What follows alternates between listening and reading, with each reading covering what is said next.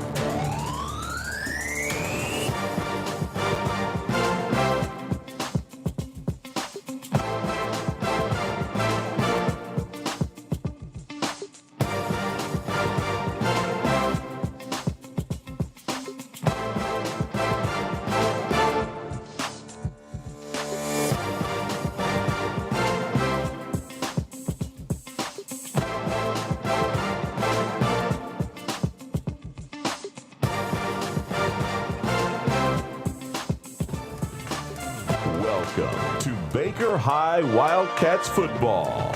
And now, Baker High Wildcats football.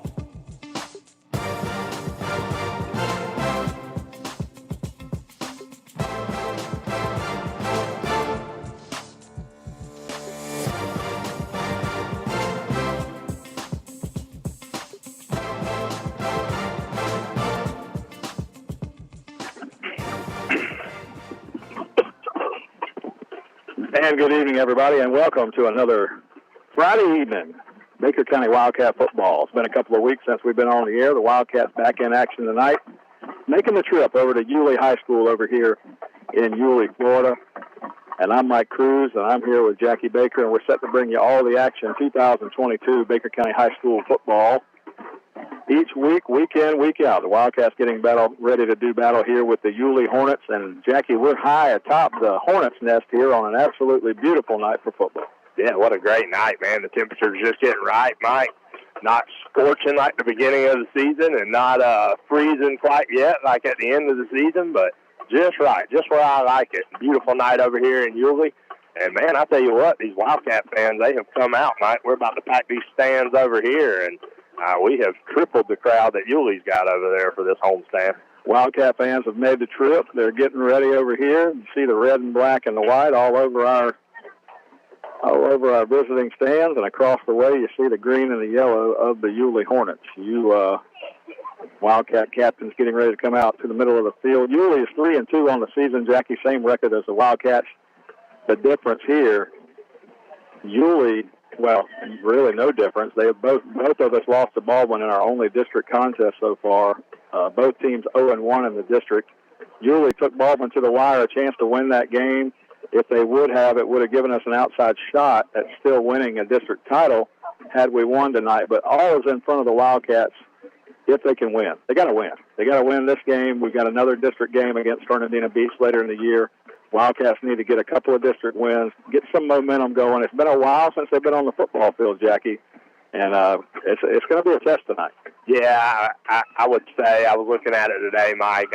We're out of contention at this point, I believe, for the district championship. Baldwin 3-0 in the district so far, so even if they were to lose their final district game, they'd be tied with us with one loss, and the head-to-head would go to Baldwin. So the Wildcats basically are in a situation now where they control their own destiny, Mike. We're probably, if I was looking at it correctly, I believe we're number 6 right now in the region. So we went out, we make the playoffs. You don't, then it's all up to chance at that point. So you control your own destiny here, but you're right, need some momentum going into these late rounds. A couple tough matches coming up against a good Andrew Jackson team, and then travel down at the end of the season to Sun Lake. So a couple big games coming up left for the Wildcats, and so you want to win these district games, and you said it, get some momentum going into the end of the season here and hope to make a run in the playoffs. Well, it's almost 2 weeks since the Wildcats were in action. You know, we had the Hurricane Ian the game over to Monday night a few weeks ago, or 2 weeks ago, so really almost 2 full weeks since the Cats have been in action. So we'll see if that break helped or hurt the team. You never know. You never know with a break like that. But Wildcats getting set to do battle. Jackie, the Wildcat captains coming out before the game tonight. Number 3, Blake Mays. Number 56, Hunter Nordstrom. Number 40 is Ashton Johnson. And number 8 is Silas Roden. Those are the Wildcat captains. The captains for Yulee are across the way. And I got to tell you, they got some playmakers on the field tonight. Keep an eye out for a quarterback, number 5, Chris Turner. He's a guy that's committed to Valdosta State. They got a couple of receivers, Drawdy, number 1, number 13, Josiah Evans. 13, Evans has multiple colleges looking at him. And, you know, we've got some playmakers on our side of the field too, but these are some guys that can really change the game. Now, you saw what happened the night we played against Baldwin. There was, you know, Baldwin kind of lined up and beat us at the punch, and Yulee took Baldwin to the wire in a 20-17 ball game, a game that Yulee felt like they should have won. So this should be interesting, but we got to come over here on their home field, make a statement early. The Wildcats really need to get some momentum in this game early, try to put some points on the board, get Cam Smith loose. You know, if I'm Coach Mays, I'm looking for the ball first if I win the toss here, and see what we can do on offense. Yeah, you're going to have to come out. It's going to be a physical game, Mike. Yulee, like you said, they got some playmakers over there, but some big kids too. And you talked about that loss to ball, and that's basically all it was. You know, they kind of went in there and manhandled us in the trenches a little bit. So let's see what the rest of this Wildcat teams had. We came off, played that Monday night game, and then had a good 2-week stretch there where we haven't played any football, hoping to get healthy. And let's see what happened, what's transpired there in those practices, and see if these guys are ready to come out and be a bit more physical. 2 of those guys I mentioned a moment ago are with the captains for Yulee. Number 1, Zach Drawdy, and number 5, Chris Turner, the quarterback. And they get set at midfield for the coin toss here before the game. The Wildcats dressed in black pants with the white jerseys with the red numerals and the black helmets. Yulee, of course, dressed in the green pants with the green jerseys trimmed in yellow and the yellow helmet. Kind of like the Green Bay Packers colors, but not exactly. The hornet's nest. I look over there across the way at that mural. We can hope for one good thing, that Derrick Henry's not walking out of the tunnel tonight. 2015, home of the 2015 Heisman Trophy winner, Derrick Henry. I know anybody listening remembers that name, but has it been 7 years since Derrick Henry was here? My goodness, time flies.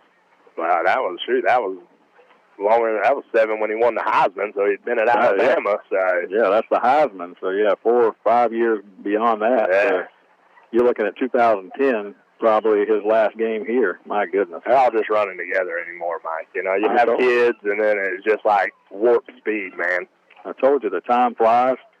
Yulee won the toss. They're going to look to the Wildcats for a decision. Let's see who's going to get the ball first. I'd really like to see the Wildcats go on offense here first and try to set the tone, get some momentum, get this visiting crowd behind us. It looks like Yulee's won the toss, and they are going to defer. So the Cats will get it first. So the Wildcats are going to receive the ball moving south to north, right to left across your radio dial here tonight. So Yulee did win the toss. They deferred to the second half. They'll get the ball to start the second half, and the Wildcats will start the game with football. And I just think that's important, Jackie. You've been off almost 2 weeks, and now you come out and you get a chance to put your offense on the field. It can go the other way if you go 3 and out, but you come out, make a statement early, get some confidence for this team. Well, yeah, and I tell you, I don't know if you noticed what the 2 weeks didn't do. It did not allow Kanias Williams to heal up, so he's not in the game tonight. Saw him roaming the sidelines in regular clothes, so Cam Smith going to be toting the load a lot tonight, so you want to hit them early and often. Yeah, we need to get as many points as we can, as early as we can. We're going to take about a 3-minute break here as we get the national anthem, and we're going to bring you back with the start of tonight's game and more Wildcat football right here on WFBB. You're listening to Wildcat Football on 97.5 FM WFBB. This radio station is a ministry of Glen Baptist Church in Glen, St. Mary, Florida. We're blessed to air Baker County Wildcat Football live each week, and it's our hope that you enjoy the program. We know that life is busy, work, school, football, running errands around, but in the midst of the busyness, we all need a church home that brings the stability upon which you can build your life. If you're looking for a church home where you can grow in Christ and community, we would love to invite you to worship with us every Sunday morning at 10:30 a.m. Check us out on our website at glenbaptist.org or on Facebook, where you can access church info and content and even watch worship services. At Glen, you get dynamic music, gospel-centered expository preaching, and a wonderful faith community. Come grow with us. Have you ever thought about cleaning out your garage or wonder what you need to do with all those aluminum cans or scrap metal you've got laying around in the backyard? Well, look no further. You just need to load it up and head to American Recycling. Tim Hughes owns and operates American Recycling on Woodlawn Road in McClenny, Florida. They're open Monday through Friday, 9 a.m. to 5 p.m., and on the second and fourth Saturdays of every month from 9 a.m. to noon. Stop by and see Tim and maybe even cash in on that stuff you've got laying around. Tim and American Recycling say, go Wildcat.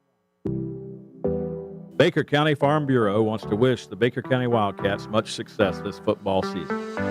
Baker County Farm Bureau, specializing in auto insurance, homeowners insurance, along with life insurance. To get started with Farm Bureau, contact Jack Baker or Justin Webb at 259-6332. That's 259-6332.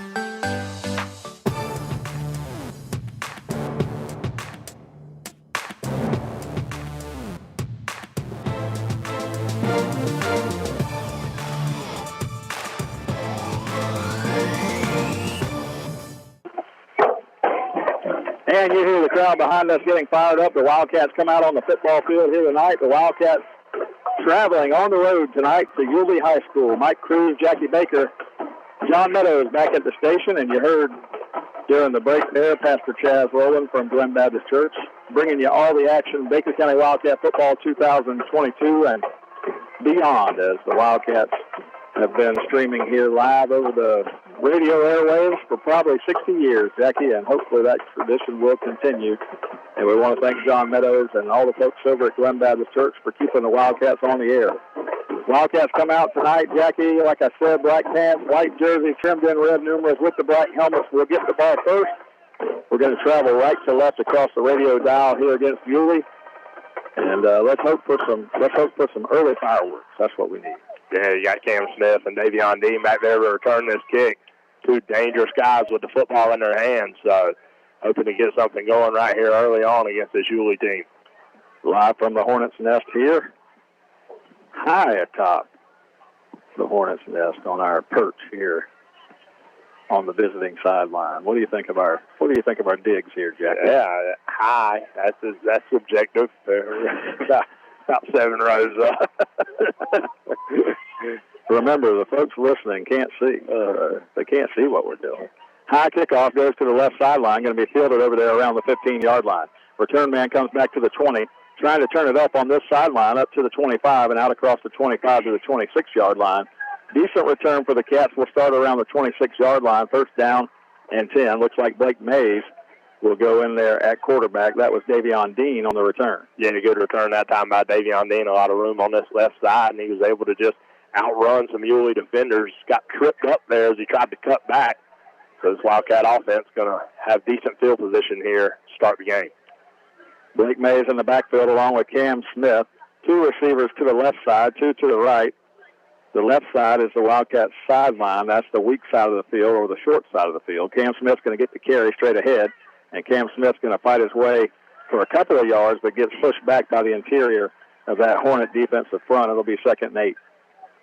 Yeah, that time just trying to test what's going on in between the tackles here. Cam Smith picks up a couple good hard running.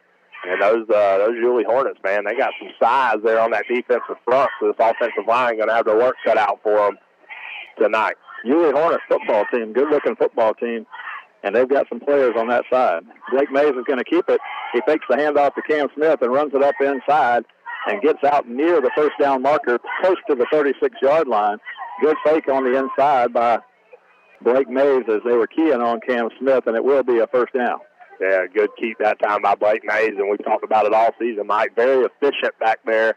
Just makes the right reads and does what he's supposed to do to keep this Wildcat offense moving. One thing on a defense like Yulee has, if they pursue along that front and Cam Smith can get behind them, see you later. First down carry, Cam Smith's going to run it to the right side. He bounces it out there. He's at the 35, flag in the backfield. Cam Smith was down the sideline across midfield, but They threw the flag back in the backfield. The white hat threw it back where you would normally expect holding to be called. Yeah, I didn't see whatever he saw. I saw right where he threw the flag, and everything looked to be on the up and up, but he didn't like it, and that's all that matters, Mike, and he's going to push us back here after Cam Smith had got across midfield. Yeah, it would have been a big gain for Cam. He got loose on the outside and picked up about 17 yards, but all for naught, as we're going to get a 10-yard penalty that's going to move us back to the, around the 26-yard line. It'll be 1st and 20. So you take a 16, 17-yard gain, add 10 the other way to it, it's a 27, almost a 30-yard loss for the Cats. Handoff up the middle. Wildcats trying to run it up in there. This time, a different back carrying the football for the Cats, and he picks up a lot of that penalty yardage out near the 35, and that was Josh Holmes on the carry. Yeah, Josh Holmes, one of those seniors they've been looking to get a lot out of this season, done a great job normally out there at receiver, but with Kanias Williams out of the game, takes a handoff. 2nd and 12. Blake Mays fumbles the snap. Now he's going to try to make something out of it, and he's going to get tackled for a loss behind the line. Ran to the short side of the field, not much room there, and it's going to bring up 3rd and long. So, as always, a holding penalty on a running play is going to be, it's almost like a death sentence almost. You pretty much are looking at a 3 and out unless you get a big play. 3rd down and 14.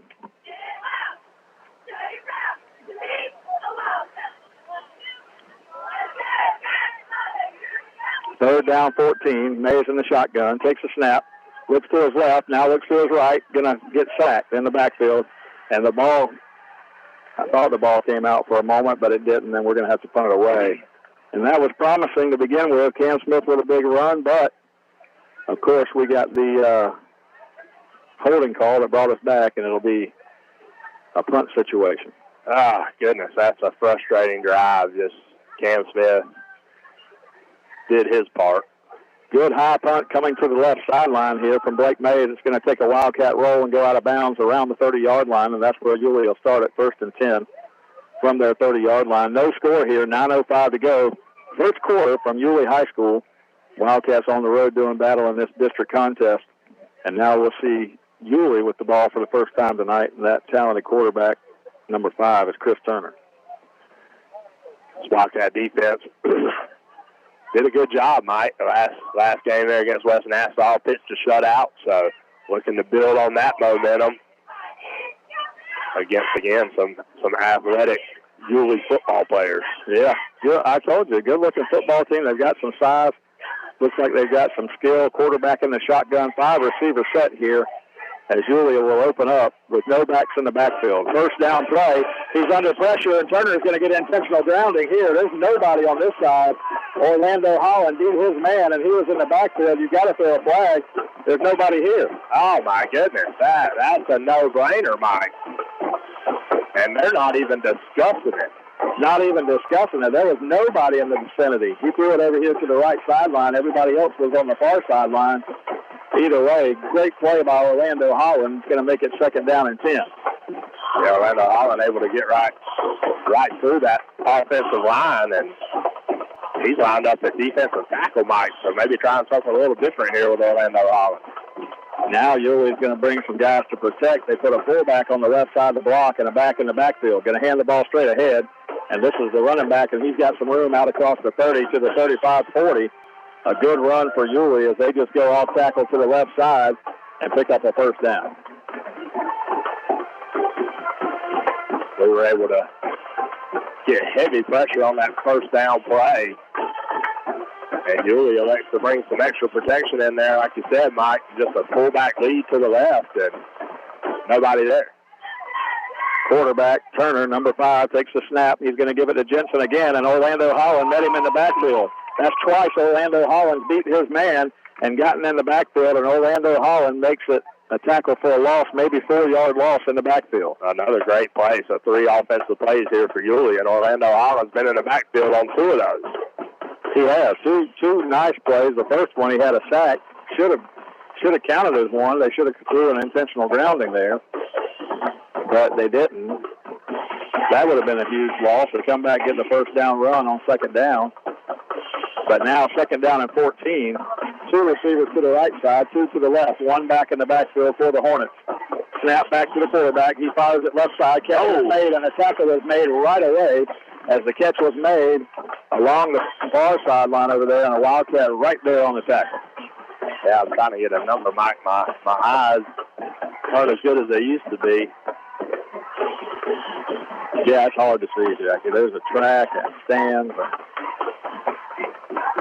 And like you say, you're old. That's why bringing some binoculars. the ones with a little stick on the end that I can just see what's going on the other hash mark. Yeah, nice tackle along the far sideline. A loss of 1 makes it 3rd and 15 now. Passing situation for the Hornets. 2 receivers left, 3 to the right. Here we go. He's going to fire one to the left side, just looking for a block over there. They're going to get some yardage up the field, but nowhere near a first down as he got to the 45, 44-yard line, and he's going to be about 9 yards short of the first down. Great job that time by that Wildcat defense. That's an excellent series to start the game. Orlando Highland disrupting things there in the middle. Josh Holmes is going to return the punt here. He'll stand inside the 20-yard line, just hoping to keep that thing from bouncing and rolling. We need to get decent field position here. Don't get backed up. Punter stands at his 30-yard line. Snap is back. He gets a foot into it. It's a good punt for us. He's going to shank it to the right sideline over here. It'll take a little bit of a Yulee roll, but it'll go down to the 25. And that's not bad at all for us. We'll take it 1st and 10 from the 25. So a nice defensive stop there on Yulee's first possession. Yeah, and the punter in pregame, man, he was booming on Mike. So you called it. Had Josh Holmes back there looking to feel that thing and do something to that one. He just kicks off the side of his foot. So Wildcat offense going to start again from their own 25 and try to get something going. Well, when it came off his foot, it looked like it was going to shank like out of bounds, but it stayed in and took a Yulee roll for about 5 yards, but nothing that would pin us deep. So we'll get to start at the 25. First down and 10. Mays in the shotgun, fumbles the snap. Mays lost the snap. Somebody picked it up for Yulee, and they're going to have it. First down the other way. The snap hit Blake Mays in the hands, and it was like it got back there too fast. I don't know if he was quite expecting it, and he just dropped it, Jackie. Yeah. I mean, it was right in the hands, and you're right. I don't know if, that's only one of the things in pregame. The quarterback and the center, they take a lot of snaps with each other, and well, just from body language, it looked like he wasn't quite ready for it. It wasn't like it was like it was on the wrong count. Not exactly sure, but first turnover of the game is going to go the Yulee Hornets' way, and their offense is right back on the field after we give it to them at the 22-yard line. First down and 10 from there. Turner, the quarterback, for Yulee in the shotgun. His snap is on the ground, but he picks it back up. Turner rolling to his right, going to fire one toward the end zone. It'll be out of bounds. Good job in pursuit. The Wildcats are getting pressure on Turner, no doubt, and that time it was blown up because the snap wasn't a good one, so he had to kind of run for his life, but second down and 10. Rolled the snap back there to him, and Cam Smith in great coverage. Turner had some time. And Cam Smith just stayed with his man the whole time, and Turner was going to have to be perfect on that pass, and it falls incomplete. One receiver to the right, 3 to the left, one back in the backfield. That's Jensen. Jensen's going to get the carry, and Jensen's got a hole to the right side, and he's down inside the 15, close to the first down marker, maybe the 13 there, and it'll be maybe a yard short. It'll be a 3rd down and 1. We've seen this Baker County offense do that to a lot of teams, right, to spread them out and then just give it to our backs, in between the tackles, and that's what Yulee's electing to do tonight. They're going to hand it off to Jensen again. He runs to the right side. He's going to get hit in the backfield and drop for a loss. A loss on the play. And that was, I think, 40. One of the captains for the Wildcats, Ashton Johnson, getting in there for the tackle for a loss. It's going to be 4th and 3. So that's a good stop for the defense. They're going to have to try a field goal. Now, from the 15-yard line, it'll be around a 32-yard attempt here. And I'm telling you, Jackie, in pregame warm-ups, I told Coach Mays as I walked by, I think 35 is his limit. So we'll see. He's got it from the 22 left hash. And they fumbled the snap, and we're going to get back there, and we're going to hit the return man. The ball comes out. The Wildcats are running with it. That's going to be a touchdown the other way. Derek Major came up with the ball and took it the other way for a Wildcat touchdown. How about that? Yulee didn't know what to do. Well, I don't think anybody did. I think if you wanted to know, it was dead. As soon as the holder fumbled the football, somebody came in and hit him from behind, and the ball kind of popped free from him, and that's where Derek Major came up and got it, took it the other way. The Yulee special teams just kind of looked around, and Derek Major wisely picks up the ball, didn't hear the whistle, and starts the other way, and the Wildcats are going to get a freebie there, Mike. I love it. I love it. 2 turnovers early, 1 against the Wildcats and now 1 against Yulee. It takes 3 off the board. They don't get a chance for the field goal, and we get a touchdown out of it going the other way. I was going to say we blocked it, but we didn't block it. No, we didn't block it. It was a bad snap. Rolled the snap back there, and a Wildcat defender came in there and hit the holder as the ball was just kind of laying there on the ground, and Derek Major saw an opportunity, picked it up, and nobody was going to catch him. Yeah, credit the holder there. Credit the guy who hit the holder with the play of the game for the Cats right there. So they're going to be offsides on the extra point. The kick by Blake Mays was good, but they're going to call this an offsides penalty against Yulee and do it again.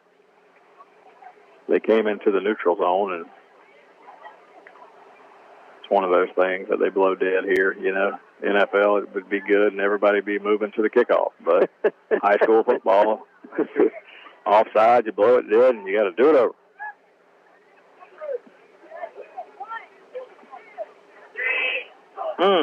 Beautiful night here for football. Wildcats do get some momentum early. Not quite the way we expected it, but huge return by Derek Major after they botched the snap there. The holder trying to get the football down kind of fumbled it. He got it back. Somebody from the Wildcats, I'm not sure who it was, came up and just hit him in the back. And the ball came free. Derek Major just in full stride picked it up and took it the other way with a host of Wildcats and went to the end zone. Blake Mays adds the extra point, and that makes it a 7-0 ball game. So the Cats are on top. Let's take a 30-second timeout. 5:27 to go in the first quarter. It's Wildcats 7 and Hornets nothing. You're listening to Wildcat Football on WFBB. Hi, this is Larry Birkins of Birkins Chevrolet in McClenny. It is truly an honor to help make these Wildcat radio broadcasts possible. Birkins Chevrolet with sales and service 6 days a week. Cars, trucks, SUVs, certified used cars.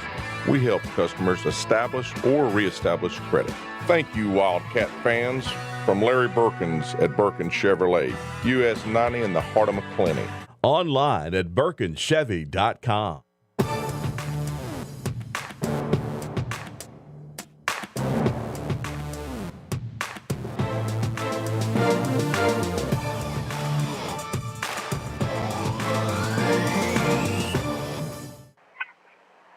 And Blake Mays has it teed up for the Wildcats. Going to kick it deep here to the left side. It's going to come down around the 5 and go into the end zone. Another touchback for Blake Mays, who's done a great job with the kickoff duties here for the Wildcats this year. So Yulee's going to start it at their 20-yard line. Jackie, score update from Philadelphia, Pennsylvania for you. We're moving to the bottom of the 7th inning, and the Phillies are on top 6-1. Any idea who they're playing? I just had to check it because I knew it was coming. So I was like, have we gained any ground whatsoever? And unfortunately not. Pivotal game, Jackie. Game 3 of a 5-game series. The winner will have a 2-1 lead. And right now, it's all Phillies, man. It's looking red October. All Phillies. 6-1. Hey, you get hot at the right time. 2 big home runs for the Phillies early in this game. Reese Hoskins and then Bryce Harper a couple batters later followed. I know this is not the Philadelphia radio network, but Jackie, it's fun. Yeah. I mean, you get lucky to make it to the playoffs. Lucky? I mean, you were 27 games back. Well, in the division, but not in the. Listen. I'm going to use our Farm Bureau halftime report to talk to you about. I'm going to tell a story tonight about why I'm a Phillies fan. But right now, bottom of the 7th, Phillies 6. Braves 1, and the Phillies need 6 outs to move up with a 2-1 lead. Here we go, Yulee from the 20-yard line, 5:27 to go first quarter, 7-0 Cats on top. Snap back to the quarterback. He looks to throw, and he's going to get Orlando Holland again. beat his man and got back there. The only thing he needs to do is be careful not to get a penalty flag. Yeah, Orlando Holland, my goodness. Again, normally just a speed rush off that outside edge. But tonight, lined up over the guard, Mike, almost in a defensive tackle type position. And they have found something that's working because he is whipping the left guard for Yulee right now. That's the fourth time Orlando Holland has blown a play up. I mean, Orlando Holland came to play tonight. He's dancing before the play. Here we go. Second down. They lost 8 on the play. Second down, 18. Quarterback in the shotgun. They're going to hand it to Jensen, and Orlando Holland's the first man there again. He's not going to be stopped tonight, Jackie. We stop him in the backfield for another loss. It's going to be third down and 20. My goodness, right now, that running back for Yulee, he's thinking, can somebody block 13, please? Orlando Holland wreaking havoc in the backfield. Orlando Holland's been back there on both of their possessions. Now, the one down here, they had the short field after our turnover, but Orlando Holland came to play. So did these Mosquitoes. You see them Mosquitoes. Third down, call it 20. Pass to the right side, catch is made over here, and he's going to get tackled right away. Wildcat had him on this side, and then Orlando Holland came and cleaned him up. Orlando Holland is everywhere the ball is. All over the field tonight. I was trying to... I think it was Davion Dean on the tackle, and then Orlando came and cleaned him up. Oh, it was 6. Okay, so that's Makai Mosley. Mosley, yeah, but you said it. Orlando Holland comes all the way across the field and gives the final blow. He's fired up, no doubt about it. Wildcats are going to get great field position here. Josh Holmes goes back to the 45 of Yulee to return the punt. Last time a short punt from the punter. This time he's going to get it up, and it's going to be another short kick and going to take a Wildcat bounce right there in the middle of the field. Now it takes a couple of yards for Yulee, but we're going to have great field position at their 40-yard line here with 3:20 to go in the first quarter. Wow. Yeah, well, just when you thought, you know, this was going to be a back-and-forth type game, Wildcats stall on their first offensive series, and Yulee gets a huge break, takes over the Wildcats 20, and what a turn of events since then. You thought the Wildcats may be trailing at any point, but up 7-0, and great field position on Yulee's side of the field. Blake Mays with 2 backs in the backfield, 2 receivers left, 1 to the right. Going to give it to Cam Smith, and Cam Smith put it right at the line of scrimmage. No room to run there. As Cam tried to go off right tackle that time, Yulee was there for the tackle. It'll be 2nd and 10. Yeah, nothing doing that time for Cam Smith. You'd love to get some points on the board here with this field position. 3 minutes and counting here in the first quarter. Wildcats up 7-0, but great field position to start this series. 2:50 and counting here in the first quarter. Blake Mays in the shotgun, takes the snap, going to give it this side. Hand off to Josh Holmes. Josh Holmes is going to get around the corner here and inside the 40 down to around the 36-yard line. Picks up about 5 yards. And going to make third down a little more manageable, but still a third down and about 5. You would think this is 4-down territory for the Cats. Yeah, I mean, unless Blake's still going for the record. I don't know. From here it would be about 52, 53 yards. We need a few more yards to think about it. But 3rd and 5, Blake Mays in the shotgun, 2 backs in the backfield, Holmes to the right, Cam Smith to the left. 2 receivers to the short side of the field, and Blake Mays fumbles the snap and has the jump on it. That's twice tonight that Mays has just mishandled the snap. The first time, Yulee recovered it on the fumble. This time, he's able to get back on it, and the Cats will have to punt it with 4th down. Oh, my goodness, that's frustrating. Have that field position and have a little something going. You called it a manageable third down there, 3rd and 5, and Cats going to leave the offense on the field as you're in no man's land right here. We're about a 4th and 12.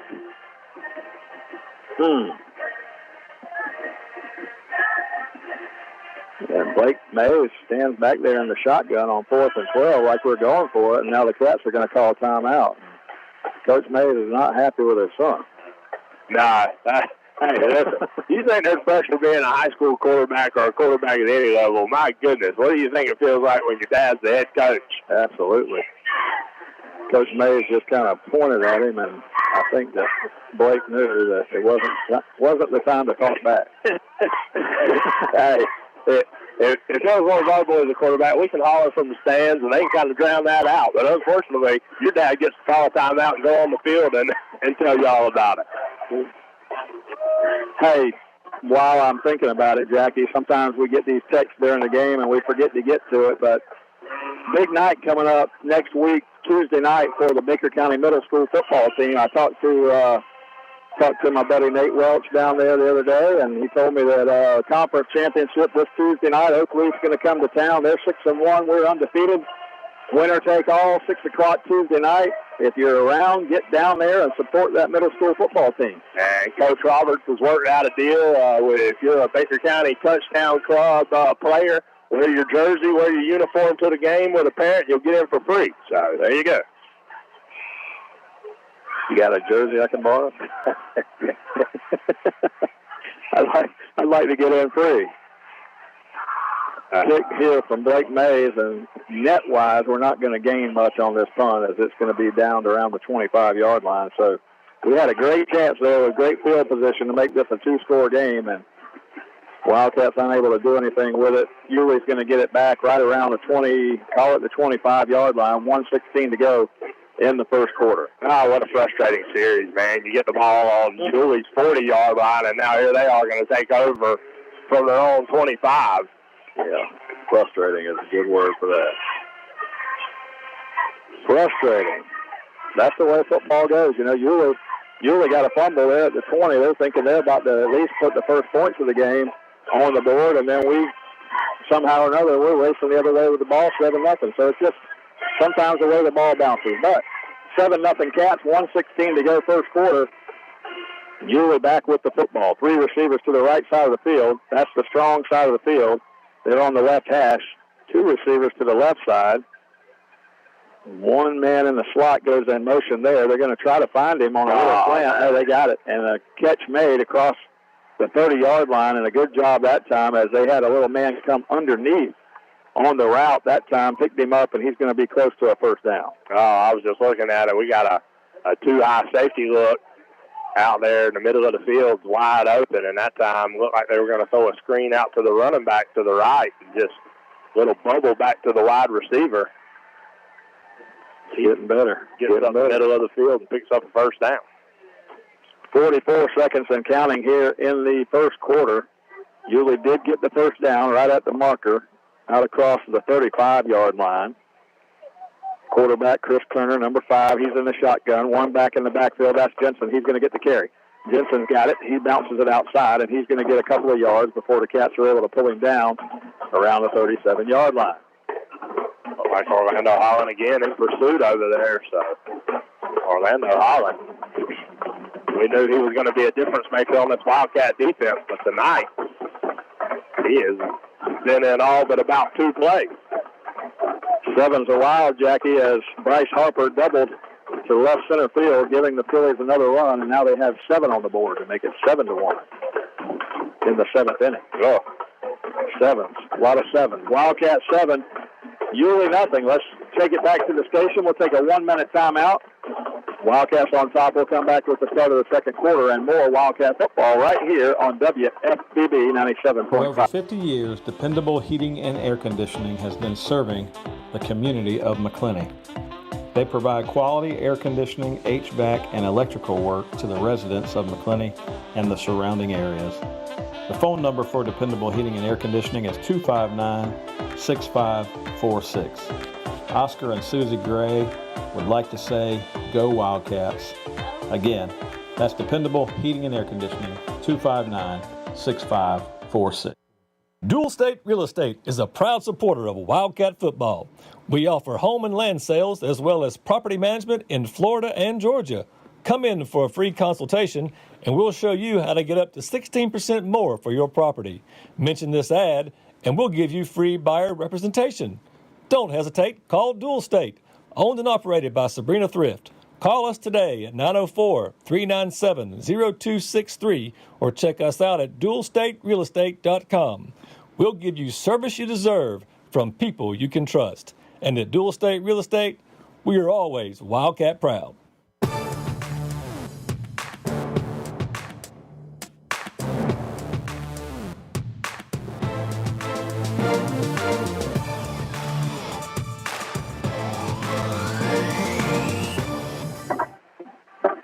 Well, we welcome you back here to Yulee High School. Yulee faces a 3rd down and 9 now after an incompletion a moment ago. Just underway, second quarter. Wildcats 7 and Yulee nothing. Quarterback Turner rolls to his right. He's under pressure again. Almost sacked. He gets it out of there and incomplete. Wildcats get a hit on him there late in the count, and Turner hasn't been pressured like this all year. No, that was a great pursuit that time by the Wildcat defense. My God, man, we had a shot at a turnover on the play before that. Had it in the defensive back's hands, and then this time the defensive line just all after Turner. He's running for his life back there. Baker County came to play tonight. Jackie, Baker County knows they need to win out to have a chance at these state playoffs, and so far so good here tonight. I like the effort and the enthusiasm this team is playing with, especially on the defensive side of the ball. High punt this time. That's the one you were talking about. Josh Holmes is going to camp under it at the 35, and he'll be tackled right away, but he makes a good catch there to keep that from going on one of those rolling sprees that we see a lot in high school football, and we'll start it right there, 1st and 10 from the 35. If we can get the same intensity here from the offense, we'll be in good shape. Yeah, we'll put this thing away early. Defense getting after it. Offense has struggled at times.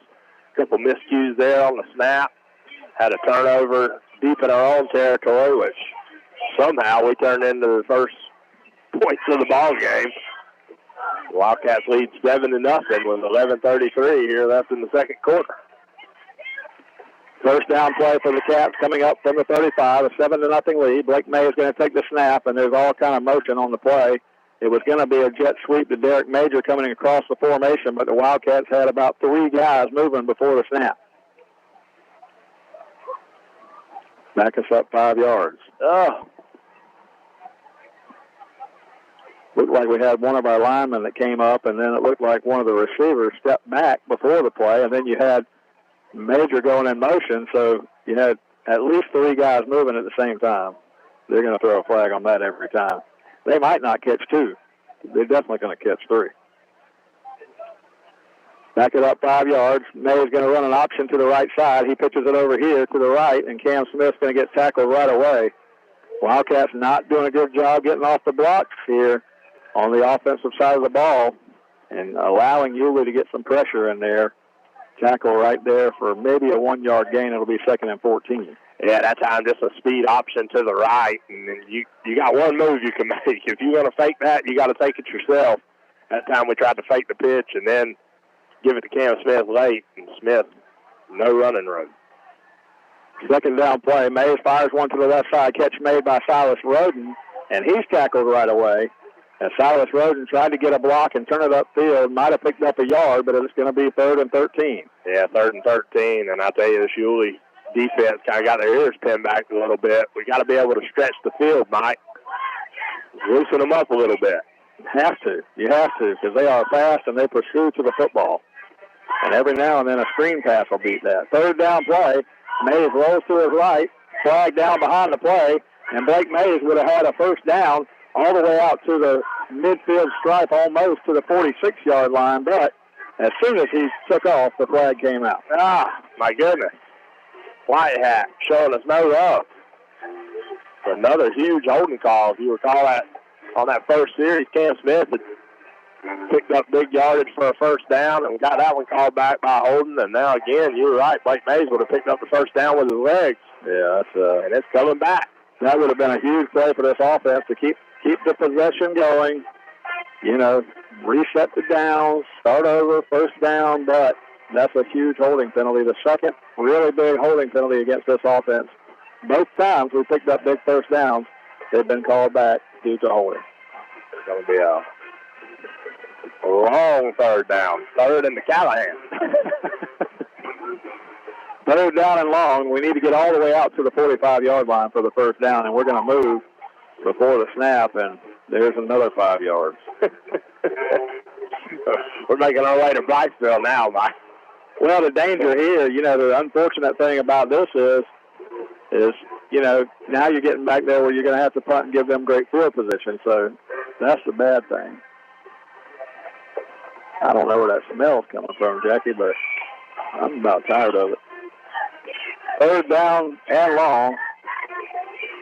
Mays in the shotgun, stands back inside our 10-yard line. Going to give it to Cam Smith. Cam Smith got a hole to the left side, and Cam Smith gets loose out near the 20-yard line. He's still on his feet. Cam Smith may go. 30, 35, 40. Cam Smith across midfield, and Cam Smith has taken it to the house. 10, 5, touchdown. No flags on this play, and that's an 87-yard touchdown run for Cam Smith going the other way. And that's exactly what you do to a team that pursues as fast as Yulee does. If you can get past that first level, Jackie, nobody can catch you, and Cam Smith needs some water. Cam Smith needs some milk, Mike. My goodness. That boy is outrun everybody on any football field we played on this season, and no different there. I thought 14 for Yulee had an angle on him, and my goodness, Cam just ran away from him on 3rd and 25. Just a simple, hey, let's try to get out of the shadows of our own goalpost, and Cam Smith takes it to the house. Yeah, at 14, he was about a foot taller than Cam Smith and looked like he was fast. And Cam Smith, from about the 40-yard line in, just made him look slow, Jackie, and pulled away. And Cam over there, hopefully he's all right. He kind of looked like he needed some water, maybe just a break or breather after that run. Yeah. What a run for Cam Smith. He looks fine if he gets up on his feet and walks toward the sideline. I needed a breather just watching him. My goodness. And you called it him, and he broke one tackle. About 3 yards past the line of scrimmage, he breaks the tackle, and then it's off to the races after that. My goodness, he just outruns everybody on Yulee's team.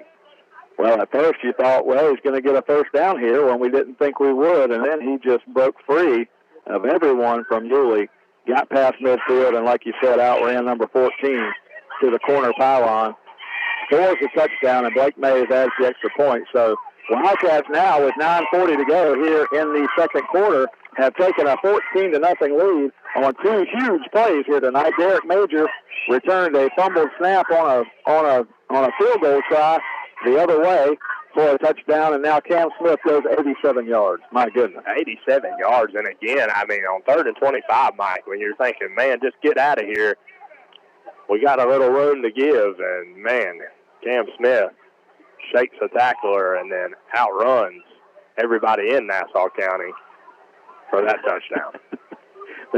I don't think there's anybody here that would have called him. Nah. 9:40 to go exactly on the clock. 14-0. I'll remind you guys that we will have our Baker County Farm Bureau halftime report coming up at halftime. Feels like forever since we've been on the air, Jackie, and it's been a long time. I know we've got a lot of loyal listeners listening in. I heard from my friend Benny Fish. He said he was in Atmore, Alabama. Now, what he's doing there, I have no idea, but he said he's listening in from there. We'll say hello, Benny Fish.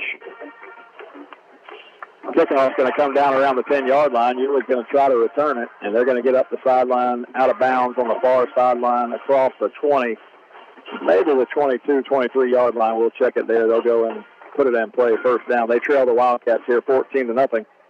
Offensively for the Cats, really not a whole lot doing in this entire first half, but that big-time playmaker right there, Cam Smith, can make you forget about all that other stuff in a hurry with an 87-yard touchdown run. Yeah, and Cam's one of those guys. Yulee's done a great job on Cam all night thus far. Nothing doing. I mean, a couple yards here and there. But Cam, man, he can hit the home run at any time. And if you don't wrap up and make that first tackle, you're not going to catch him. First down play for Yulee. They're going to hand the ball straight ahead. This is Jensen, and Jensen's met at the line of scrimmage by a couple of Wildcats right there, and he's going nowhere. That Kel Cruz back in there? Yeah, we got a Kel Cruz sighting. Excited to see him back out there on the football field. Nice job by Kel Cruz, just kind of filling the hole there. They ran the ball on first down that time. Their tendency has not been to run the football on first down. Maybe they thought they could catch us sleeping there a little bit, but nothing doing. The linebackers filled the holes, did a nice job. It's second down and 11. Kel Cruz. Second down play. Turner straight drop, looks it down the field, and he's going to fire it out of bounds on the far sideline, and he was being harassed again by number 13. And that time Orlando Allen, I was watching him on this play. I mean, he literally just bull rushes that left guard and knocks him on his back and is getting after Turner. And Turner's like, my goodness, guys, leave my running back in there for some help. Somebody pick up 13. I get a chance to talk to Kel Cruz's grandpa every day. He works down at the school where my son goes, and he told me he was going to look for some leads in the mountains. So maybe he's listening in tonight. He heard that call. Phil, if you're listening in, I send you a hello up in the mountains wherever you're at. Looked like the Wildcats jump off sides there, Jackie. We had them in 3rd down and 11, and it looked like they got us on the hard count. We're going to lose 5 to make it a 3rd down and 6. Gave them a cheap one there. And, Jackie, I'm only going to give you 2 more updates for the baseball game. I'm going to give you one right now, and then I'm going to give you one when the game's over. But the Phillies took a 9-1 lead to the bottom of the 8th, just so you know. No. Stop the bleeding. 3rd down. Call it a long 6. Turner takes the snap in the shotgun, looks to throw the football. He's under pressure again, has to fire it out of bounds. Turner has had no time to throw, and he's been under pressure. The Cats have done a great job. Oh, my goodness. And what's the flag? Nah, it's not a flag. You call that a catch. Out of bounds? He was well out of bounds, and Davion Dean was right on top of it and trying to tell him, hey, he's out of bounds. You got to call it incomplete. 15 seconds later, the referee calls it a catch. Jackie, I'm sorry. That ball looked like a coach called it on the far side. Oh, my goodness. Okay, well, maybe we are getting old and we can't see as far as we thought, but that looked like it was well out of bounds. 1st down, Yulee out across the 36-yard line. Turner this time is going to straight drop, and he's going to fire one down the right sideline. This one's not going to be caught. The Wildcats do a good job on coverage that time, and it falls incomplete. They got a tall receiver over there, number 1. Number 1 was the captain before the game. I was telling you about him, Zach Drawdy. He is going to UConn, to the Connecticut Huskies. The quarterback Turner here, now he's committed to Valdosta State University. And the other guy I mentioned, 13, is Josh Evans, and he's got other schools looking at him. So they've got some playmakers on this offense. Inside pass, they throw a little slant underneath, and the receiver's going to get a fumble, and let's see who's going to come up with it. The Wildcats a good hit on the football that time, somebody in the middle, and it looks like Yulee's going to recover their own fumble, but it's going to bring up a 3rd down. Oh, man, almost another huge break there for that Wildcat defense. Similar play we saw earlier. I knew it was coming, and I thought they would too. They sprint the running back out like it's just going to be a little swing pass out here to the running back, and the outside receiver, he's doing a little bubble back inside and waiting on one of those Wildcats to pick that thing off. Turner, the quarterback here, faces another 3rd down and 7. We thought we stopped them on one a moment ago, but they said it was a catch on the far sideline. Hard count here. The Wildcats don't bite. 3rd down, call it 7. 7:18 to go, 2nd quarter. Yulee needs to get the ball across their own 46-yard line for a 1st down. Orlando Holland digs in on the right side, and now they're going to say he came across. Oh, man. That's bad. Oh. They were bleeding the play clock that time, and the Wildcats couldn't quite hold our mustard. We give them 5. It'll be 3rd and 2. Like, come on, ref. That's just a little rock, man. Just a little rock forward right there. It wasn't much. It really wasn't. I've seen worse. I've seen worse not get called. How about that? All right. 3rd down and 2. Here we go. Yulee needs to get across the 45 for the 1st down. They're going to hand it to Jensen. Jensen's going to fight his way across there, and he's across midfield, and he's going to have a Yulee 1st down. He needed 2 yards for the 1st down, and he picked up about 8. Oh, man. Bad break that time by the Wildcat defense. Had them pinned back deep. 3rd and long situation and a couple penalties. They're able to convert. Timeout on the field here. We're going to take one with them. 6:41 to go in the 2nd quarter. We'll take a 1-minute timeout. Wildcats 14, Yulee nothing. You're listening to Wildcat Football on WFBB 97.5 FM. We live in the small towns of North Florida, and we deserve only the finest in healthcare. We're fortunate to have that right here in McClenny at Ed Frazier Memorial Hospital. Here, we receive personalized treatment options that focus on wellness. It's reassuring to know that our doctors are just as qualified as larger hospitals, and our medical technology is the best available. Ed Frazier Memorial Hospital at Baker County Medical Services. The best part? They treat you like family. Have you ever thought about cleaning out your garage or wonder what you need to do with all those aluminum cans or or scrap metal you've got laying around in the backyard? Well, look no further. You just need to load it up and head to American Recycling. Tim Hughes owns and operates American Recycling on Woodlawn Road in McClenny, Florida. They're open Monday through Friday, 9 a.m. to 5 p.m., and on the second and fourth Saturdays of every month from 9 a.m. to noon. Stop by and see Tim and maybe even cash in on that stuff you've got laying around. Tim and American Recycling say, go Wildcat.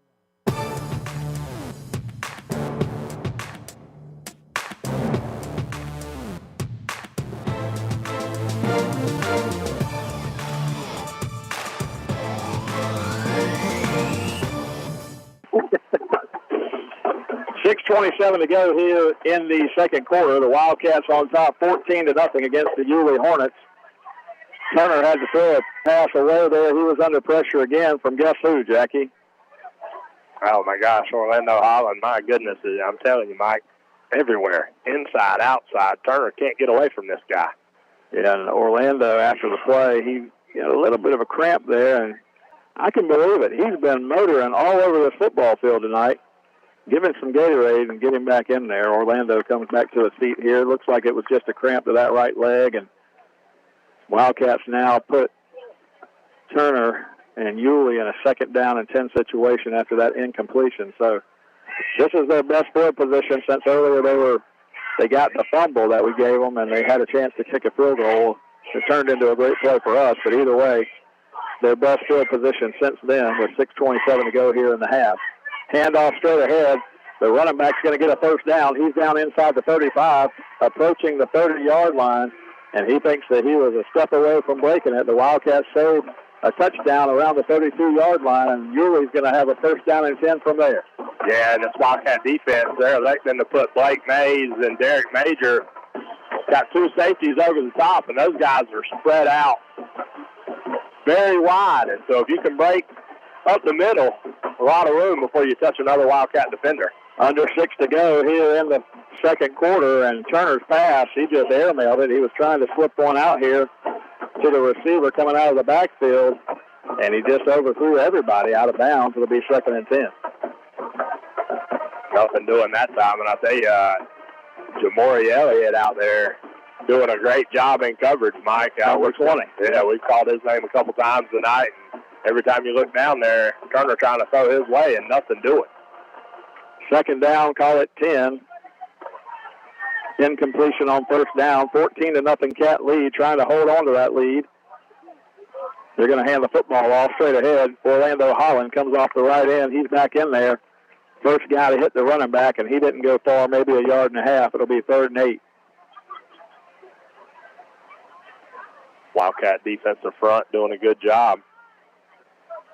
Giving up 1 or 2 decent gains here tonight, but overall throughout the game with 5:30 left in the second quarter, haven't given up the big one.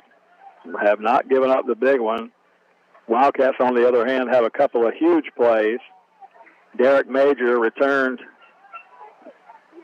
the missed field goal or missed snap on the field goal for a touchdown, and then Cam Smith went 87 yards. And now you're going to get a timeout before the play here.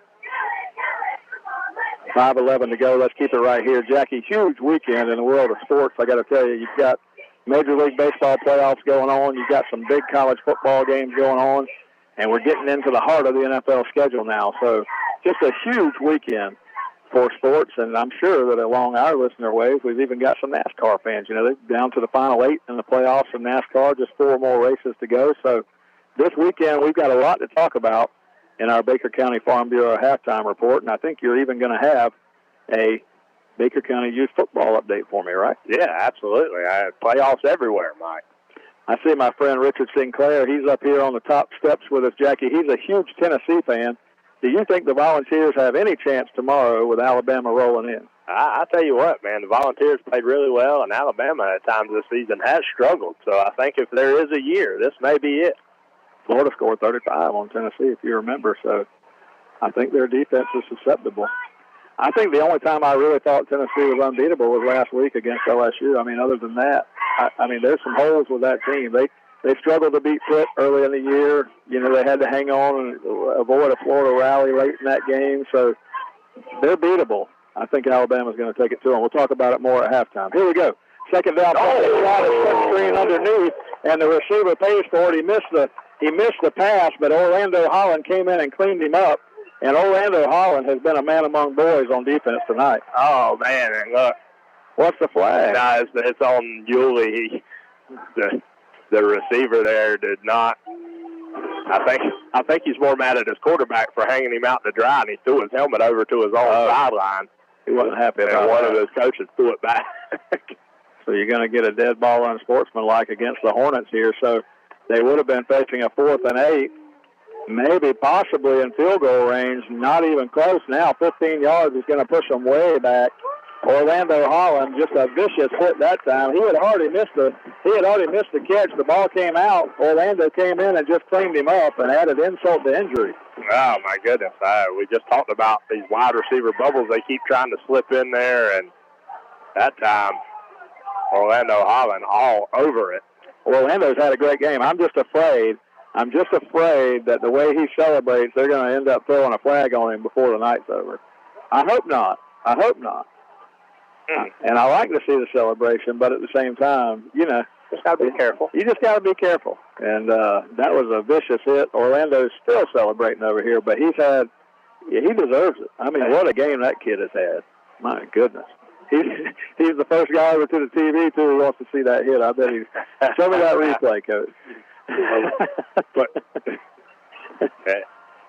He likes what he saw. Oh, I guarantee you that was worth a replay. Kind of like the Bryce Harper home run in the 3rd inning tonight that went in the 3rd deck. High fly ball. It was worth a replay. Wildcats will get the ball after the punt here. 1st down and 10, 4:55 to go in the first half.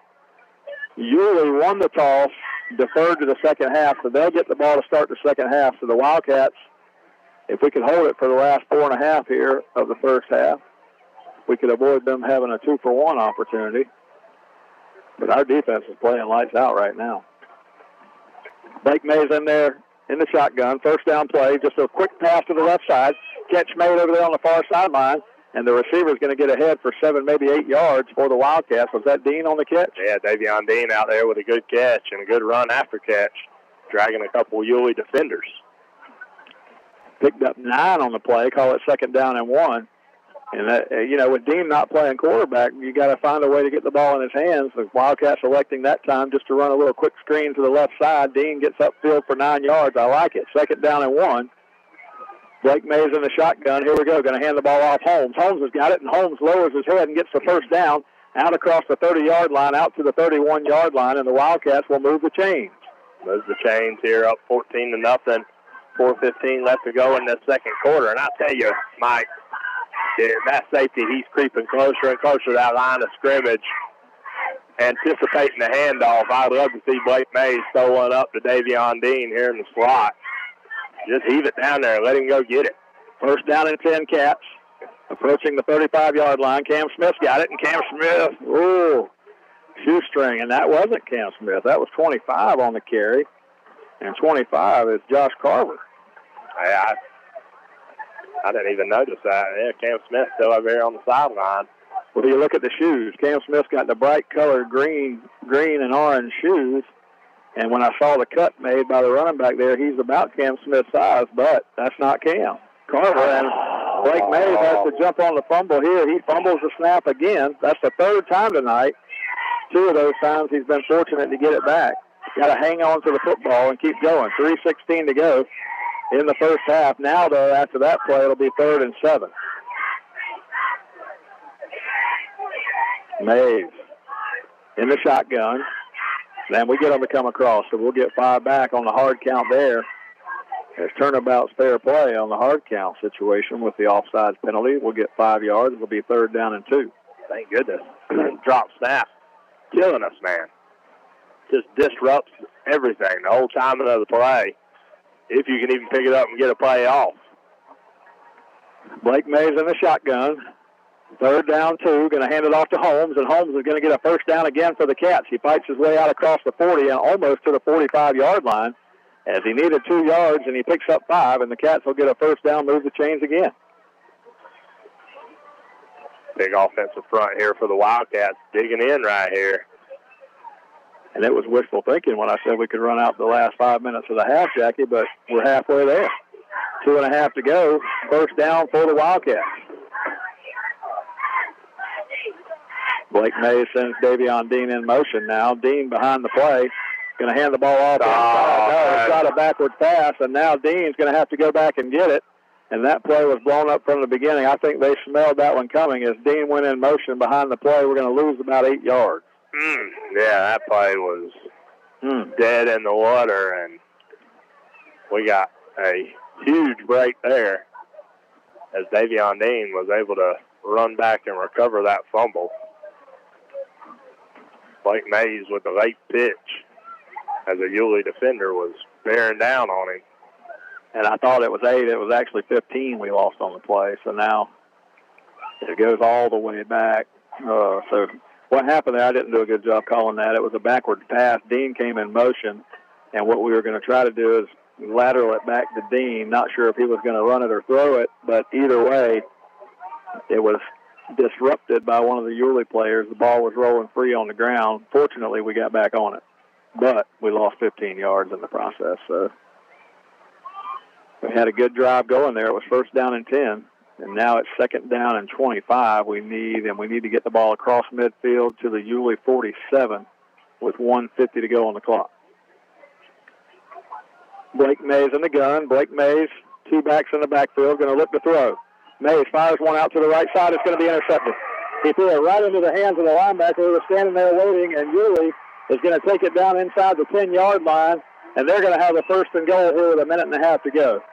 Oh, man, you talked about a 2-for-1, Mike, what you didn't want to happen. And just when it looked like the Wildcats were going to be able to drive down the field and possibly score ourselves, couple huge breaks go Yulee's way, and that time we throw an interception. Luckily, it wasn't a pick six, but deep in Wildcat territory. Well, listen, that's all on us, Jackie. I mean, that is all on us. You know, we've got a chance to control the momentum, take a 14-0 lead in the half, and 2 plays in a row right there. We just trying to hand the football game or the momentum back to Yulee. Just a couple of bad plays on our end. You know, the first one, you get away with losing the ball going backwards, and then you throw one right to their linebacker. Luckily, he didn't take it in for a pick six, but they're about 5 yards from pay dirt, so the defense is going to have to dig in here in this final 1.5 minutes, and let's see if we can hold them to a field goal try. Yeah, and up 14-0. You know, you saw Cam Smith go down on that long touchdown run earlier. They're utilizing him a lot on the defensive side of the football as well. Davion Dean, a bunch of those guys going both ways. And so your normal starters that are toting that thing back there, Kanice Williams out hurt as well this game, not back there. And, man, some bad things happened there on a couple plays. Those guys were doing a good job up until that point. Blake Mays with a couple bad decisions there. And now we got to hope this Wildcat defense can make a stop at their own 5-yard line. Yeah, it's never on one guy, you know. I mean, we just had a couple of bad sequences there go against us, and that stinks. They're going to run a Wildcat formation with the same guy that intercepted the pass, number 14, and he's going to go in for a touchdown. He came in there, replaced Turner, ran the Wildcat formation, and I guess they said, well, hey, you intercepted it, go run it in for a touchdown, and they do. You got us that close. Punch it in, and punch it in he does. Cuts this Wildcat lead in half. That's just how fast things can turn around on you. Know, we seriously, with the drive we were putting together a moment ago, we're looking at least a 14-0 lead at halftime. And the way this defense has played, you know, but Yulee's going to punch one in here, and they will get the ball to start the second half. We'll have 1:28 to do something with it. They're going to go for 2 here after the touchdown. So a 14-6 score right now. Turner back on the field, the quarterback. They're going to go for 2. Turner takes the snap, fumbles it on the ground, now picks it up, throws it to the corner of the end zone, and it's going to be incomplete. That play was dead from the start, the fumbled snap, and Turner just picked it up and heaved it towards where he knew he had a tall receiver in the corner, but nobody could come down with that. And so once again, coaches trying to just outsmart the other team, going for the 2 early for no reason. Kick the extra point, guys. Analytics. I mean, kick the extra point. I'll tell you what you don't want to do. You may think you have a tall receiver. You don't want to throw a jump ball up to Davion Dean's side. I can tell you, and that's who was over there. 1:28 to go, first half. The Cats will get the ball back on top, 14-6 here. Over the Yulee Hornets on the road. Jackie, I mentioned we will have our Baker County Farm Bureau halftime report coming up, sponsored by Baker County Farm Bureau. Jack Baker and Justin Webb. 259-6332 for all your insurance needs. Automobile, homeowners insurance, life insurance. They do it all. If you got a golf cart, they can insure it. Just give them a call, 259-6332, and we appreciate their support, as always, of Wildcat football. And we've got a lot to talk about on our halftime report tonight. Some big games in college football tomorrow, Jack.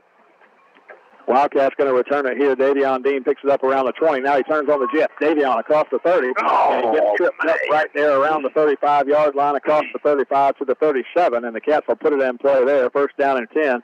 And he was close to breaking that. Oh, man, I thought he tried to put a spin move on that last defender, Mike, and he had some blockers over here if he was able to get that way, but stumbles on his own feet there, but a good return nonetheless. And with a minute 19 here, do you try to take it to the locker room or you try to put some points on the board? I'd like to see us kind of force the issue. You know, they're going to get the ball to start the second half, so let's see what we can do. Jabari Ruiz goes in the game at quarterback, number 10. Ken Ruiz is in there for Blake Mays, and he's going to hand it off. Cam Smith was back in there, and Cam Smith's going to get tackled right at the line of scrimmage. So quarterback change here as we get down toward the end of the half, as Ruiz is now going to replace Mays, and the clock's going to tick down under a minute to go here in the half.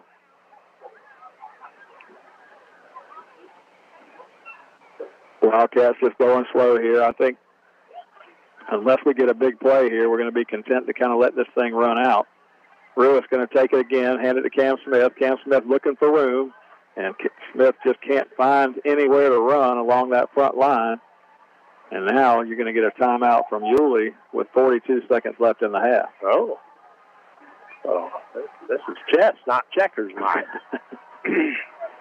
Well, they're thinking about the 3-for-1. Man, Cam Smith, I mean, a guy obviously we saw earlier that can break it at any time.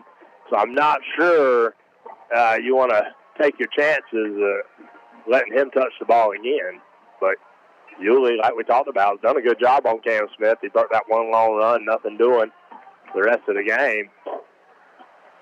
So Yulee confident that they can contain number 1. Yeah, for sure. 42 seconds left here in the first half, and they have contained him for the entire first half except for one play.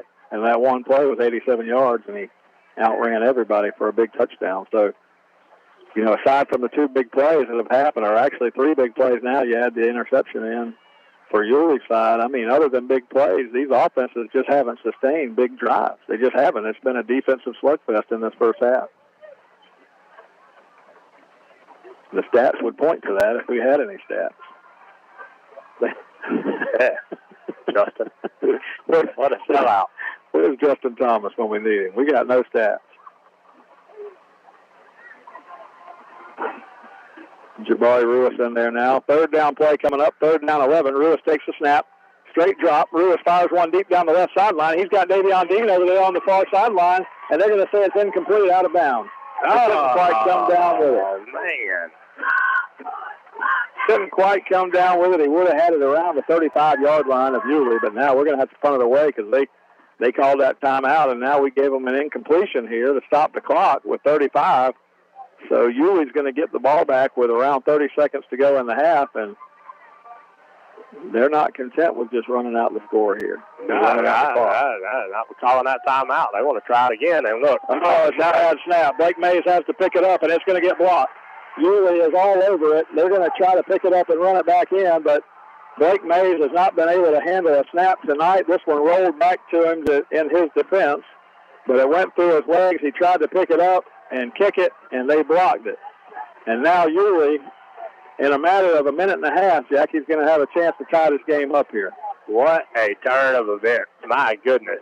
I mean, the Wildcats, with a 14-0 lead, look to just You know, we talked about 4.5 minutes to go, run the clock out, go down, try to get some points maybe, and just like that, Yulee is knocking on the door again. Yeah, just outside the 10-yard line. Turner, the quarterback's got 26 seconds. 26 seconds to try and score a touchdown here against this Wildcat defense. They ran the hard count. The Wildcats didn't bite. First down and 10 from the 12-yard line. Turner in the shotgun, takes the snap, looks to throw, tries to freeze the linebacker, throws it too high for everybody in the back of the end zone. It'll be second down. Then the Wildcats catch a break there because he had the receiver wide open. Turner sails it just a little bit, but the receiver on that slant, nobody in the middle of the field to help. And the Wildcats catch a break. Yeah, more than once tonight he's thrown the ball high for his receiver. So that's one thing that you can say. You're one of those defensive backs, play some of that center field behind him and see if you can pick one off. But second down and 10 from the 12-yard line, 21 seconds to go in the half. Wildcats find themselves in a bad spot here after we had to punt it. You know, they called the timeout on second down a moment ago. We came back and threw it on third down, an incompletion down the field, stopped the clock again. Yulee came after the punt, but it wouldn't have mattered. I mean, Mays had plenty of time to get it off, but it rolled back to him, went through his legs. He tried to pick it up, tried to kick it, tried to make something out of it, but he had three Yulee guys on top of him. They block it, almost run it back in for a touchdown, but they sit at the 12-yard line now with a second down and 10. Oh, man. You want to talk about some unfortunate events in a 4-minute period. What's that movie? Lemony Snicket's or something? Series of unfortunate events. I mean, that has hit on this field here right before halftime, for sure. You never seen that? You never seen that movie, Jay? Nah. Wait. You got to expand your horizon. Yeah. That sounds like a good one. It's probably what, all Andy Griffith at your house? I'm watching it right here. This is a series of unfortunate events. It definitely is. Second down and 10 from the 12. 21 seconds to go. Chris Turner, the quarterback for Yulee, in the shotgun. Turner looks across the middle. He's got a man and a touchdown. Pass caught across the middle by Evans. And that play, again, was thrown a little high, but the receiver went up and got it. And now, if they go for two, they got a chance to tie this thing up. Yeah, I don't know why they went for two earlier. And they got 13 on the board. That's not right. It's 14-12. And they're going to go for two to try to tie this ball game up. But their scoreboard operator can't count, so they gave them an extra one. And the white hat says, timeout Yulee. Jackie, just about everything that can go wrong against the football team has gone wrong at the end of this first half. The Wildcats had a chance to really take a 14-0 lead to the locker room. Everything's looking good. Yulee would come out, get the ball to start the second half. But then, I mean, disaster. I mean, that's the only way to say it. I mean, it's just disaster struck here. Our offense has given them one time set up inside the 10-yard line, the second time set up just outside the 10-yard line. They make us pay with the short field twice in a row. Really, in less than 2 minutes of game time here, it's gone from being what should have been a 14-0 Wildcat lead at halftime to now possibly tied. Yeah, I was looking forward. I was ready to go down and get a cheeseburger and some cheese fries there at halftime. Thought this thing was well in hand at 14-0. Thought the clock was going to wind down. And this Wildcat offense, Blake May's interception gets taken back down to the Wildcat 5-yard line, and Yulee punches it in on the next play. Yeah, we run a couple plays there, run some time off the clock on third down. Yulee takes the time out. We try to air one out on third down, an incomplete pass. And then on fourth down, the mishandled punt. And punches it in. 2-point conversion play. They're going to run a jump pass across the middle, and they got it. They put the guy back in that ran the Wildcat just a moment ago, and he runs the Tim Tebow jump pass, and they throw it to the end zone, and a catch is made. And now one of their linemen has thrown his helmet in the end zone, and he's going to get a flag. There are 42 flags on the field. The 2-point conversion is good. It's 14 all. We'll have to check all the flags. I mean, look at them all. There are flags everywhere. There are as many flags as mosquitoes. Man, the mosquitoes are bad. We are on the swampland back here. Yeah, I mean, there's a Frisbee golf course back there, but it looks like it's haunted because it's back in the trees, and the mosquitoes have come out. They're here. And just like that, man, a 14-14 game, Mike. My goodness, everything was going the Wildcats' way. It seemed like in that first quarter, they would score off a muffed field goal attempt. Derek Major able to pick it up and take it 70 yards for a touchdown. And Cam Smith on 3rd and 25 able to break loose for an 87-yard touchdown. And the defense had everything well in hand. And couple opportunities Yulee has made us pay deep in our own territory here. And with 16 seconds to go in the second quarter, the wheels have fallen off. Yeah, I mean, I can't say it enough. I mean, we had a 14-0 lead that we were about to take into the locker room. And then no time at all, Yulee has turned that around and scored a couple of touchdowns. We knew it wasn't going to be easy to begin with, but it's really not easy when you hand them 14 points at the end of a half. All right.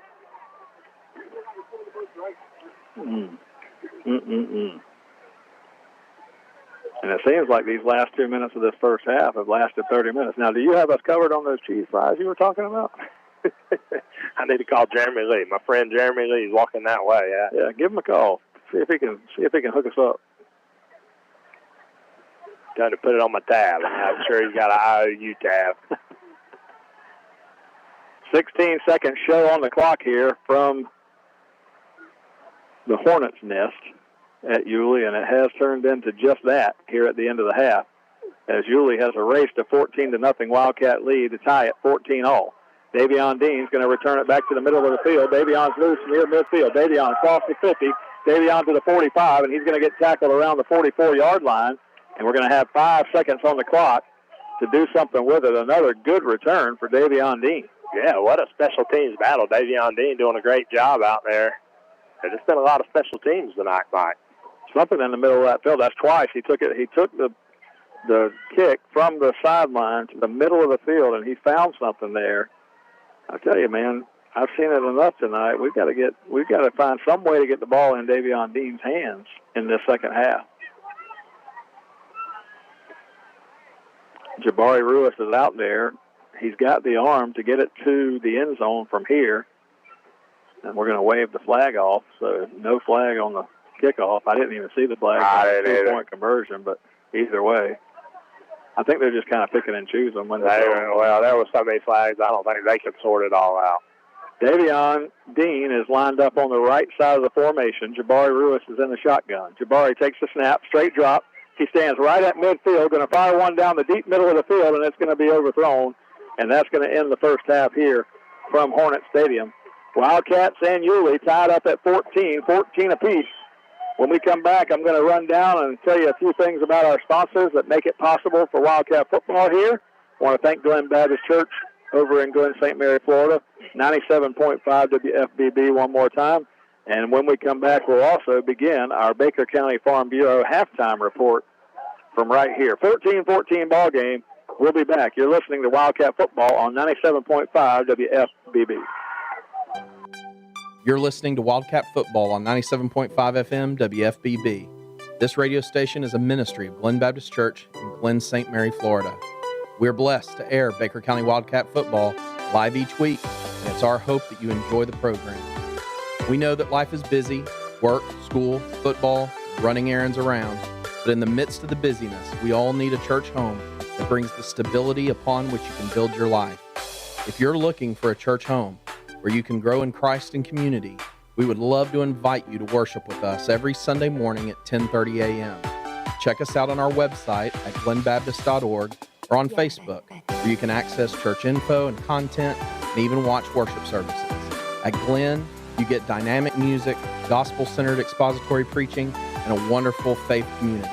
Come grow with us. Did you know that walking just 10,000 steps a day helps keep you healthy?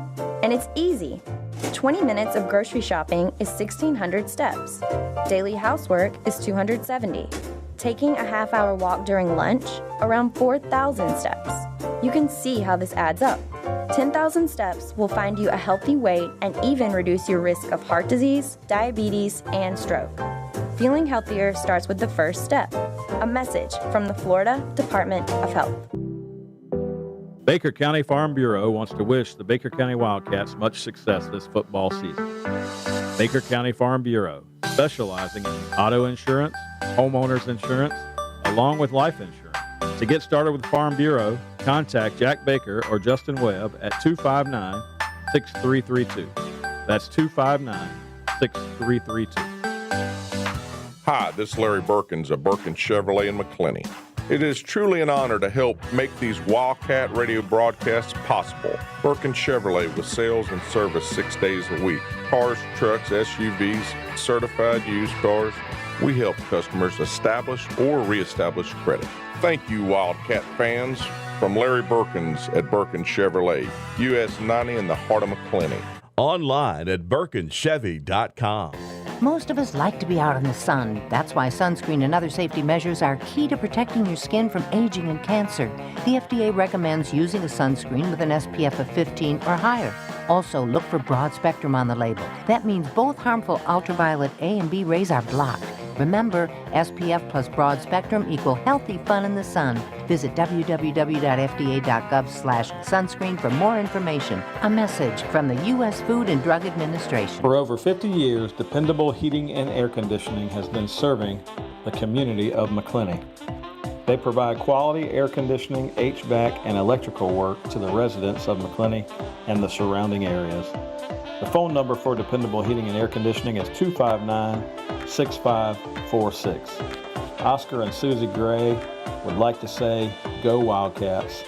Again, that's dependable heating and air conditioning, 259-6546. Dual State Real Estate is a proud supporter of Wildcat football. We offer home and land sales as well as property management in Florida and Georgia. Come in for a free consultation and we'll show you how to get up to 16% more for your property. Mention this ad and we'll give you free buyer representation. Don't hesitate, call Dual State, owned and operated by Sabrina Thrift.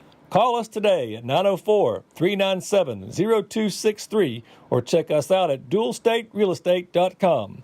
We'll give you service you deserve from people you can trust. And at Dual State Real Estate, we are always Wildcat proud. We live in the small towns of North Florida, and we deserve only the finest in healthcare. We're fortunate to have that right here in McClenny at Ed Frazier Memorial Hospital. Here, we receive personalized treatment options that focus on wellness. It's reassuring to know that our doctors are just as qualified as larger hospitals, and our medical technology is the best available. Ed Frazier Memorial Hospital at Baker County Medical Services. The best part? They treat you like family. Hi, I'm Gary Sinise. Our veterans put everything on the line to protect our freedom. We may never be able to repay them for their sacrifice, but we can show them just how much we appreciate all they've done. You can help by simply sharing your time, lending a warm smile, a supportive hand, or a sympathetic ear to someone who needs it. Everyone can do something to make veterans know just how much we appreciate their service. Please visit www.volunteer.va.gov. What will you do?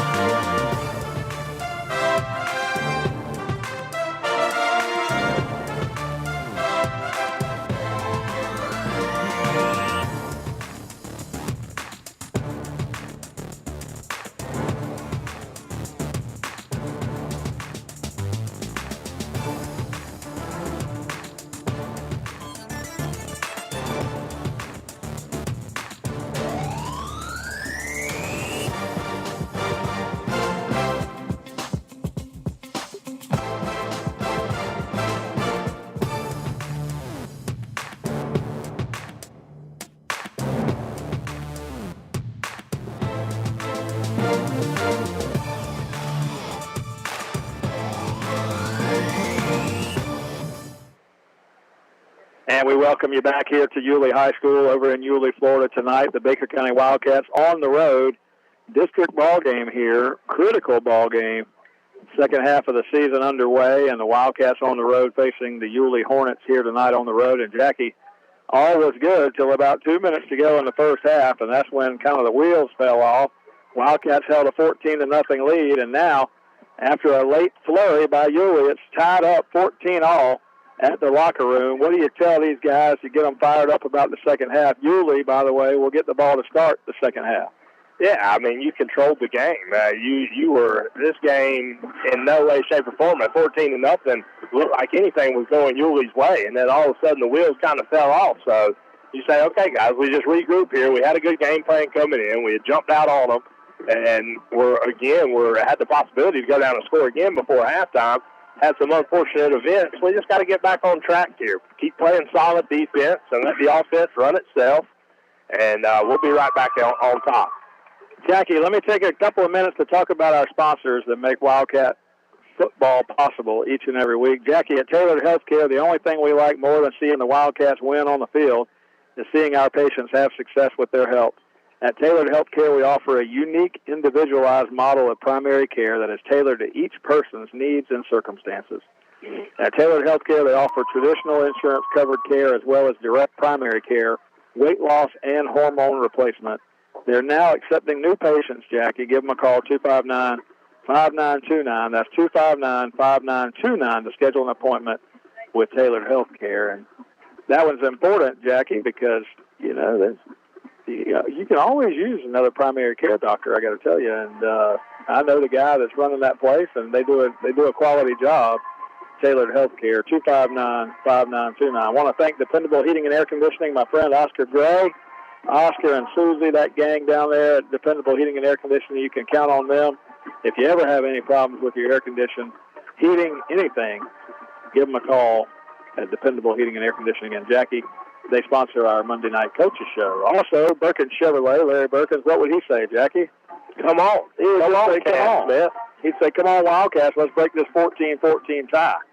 American Recycling, my buddy Tim Hughes, I know he's probably in disbelief at the 14-0 lead that we've given up to make it 14-all, and he's probably in disbelief. I think he was thinking the Jaguars were going to win the Super Bowl this year, Jackie, so they were close. I'm with you, Tim. We still got hope. American Recycling, if you wondering where you can take all that aluminum or anything you got, just some scrap metal laying around the house, take it out there and see Tim at American Recycling. Dual State Real Estate, they fed the team today, Jackie. Sabrina Thrift and the folks down there at Dual State Real Estate, they fed the team this afternoon. What'd they eat? It had to be something good. They were all raving about it, but Sabrina Thrift at Dual State Real Estate, we appreciate their support. Absolutely. And then last but certainly not least, Baker County Farm Bureau, our halftime sponsor, as we welcome you back here. Jack Baker, Justin Webb, 259-6332.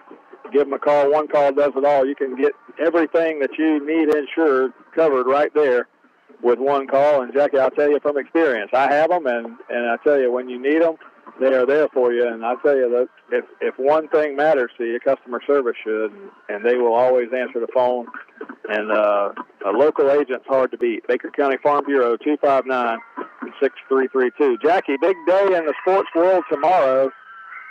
We've got the Major League Baseball playoffs going on. We've got that. We'll talk about that in just a moment. But in the other world, in college football, there's some big games tomorrow and some games that are really going to separate some folks. There's a lot of undefeated teams still running around out there in college football. We talked about this a few weeks ago when we did our, if the season were to end right now. Well, Jackie, I'm going to tell you something. I'm going to go out on a limb right now. If the season were to end right now, as far as I'm concerned, Ohio State might be the best team in the country. I don't know that. You don't know that, but that's the way it looks right now. Jackie, Penn State plays Michigan tomorrow. Auburn plays Ole Miss tomorrow. Alabama plays Tennessee tomorrow. Florida State plays Clemson tomorrow. Jackie, Florida plays LSU. Some big games up and down the slate tomorrow. Which one you want to talk about? I think the best game of the day is going to be that Alabama-Tennessee game. 3:30 kickoff on CBS tomorrow. Alabama takes their number 3 ranking to face the Tennessee Volunteers, who are ranked as probably as high as I can remember in the last 10 years at number 6. we had some epic battles going back into the 90s. If you remember the days of Spurrier and Tennessee and Florida, and there were some really good Tennessee football teams. They won the first ever BCS championship in 1998, if you can remember that. T. Martin, after Peyton Manning graduated, T. Martin came in, took them to the national championship, and they beat Florida State in that first ever BCS championship game. But it's been a long time, Jackie, and Tennessee is hungry. They're going to have College game day there tomorrow. I think Peyton Manning is the guest picker. I mean, they're pulling out all the stops tomorrow to try to beat Alabama, and they're catching them at a good time. You know, Bryce Young went down a couple of weeks ago. Alabama had a hard time against Texas A&M last week. Alabama's leapt by with a couple of games, but guess what? They continue to win. So tomorrow, on the road, the Crimson Tide takes it to Knoxville. Who wins the game, Jackie? Oh, man, Neyland Stadium, that place is going to be rocking tomorrow, 3:30 game. Our friend Richard Sinclair, big ball fan, he said there's going to be orange everywhere. That's what he said. You know, maybe they can rock it to a victory. I'm going to take the Vols, baby. You're taking the Vols. I don't know, man.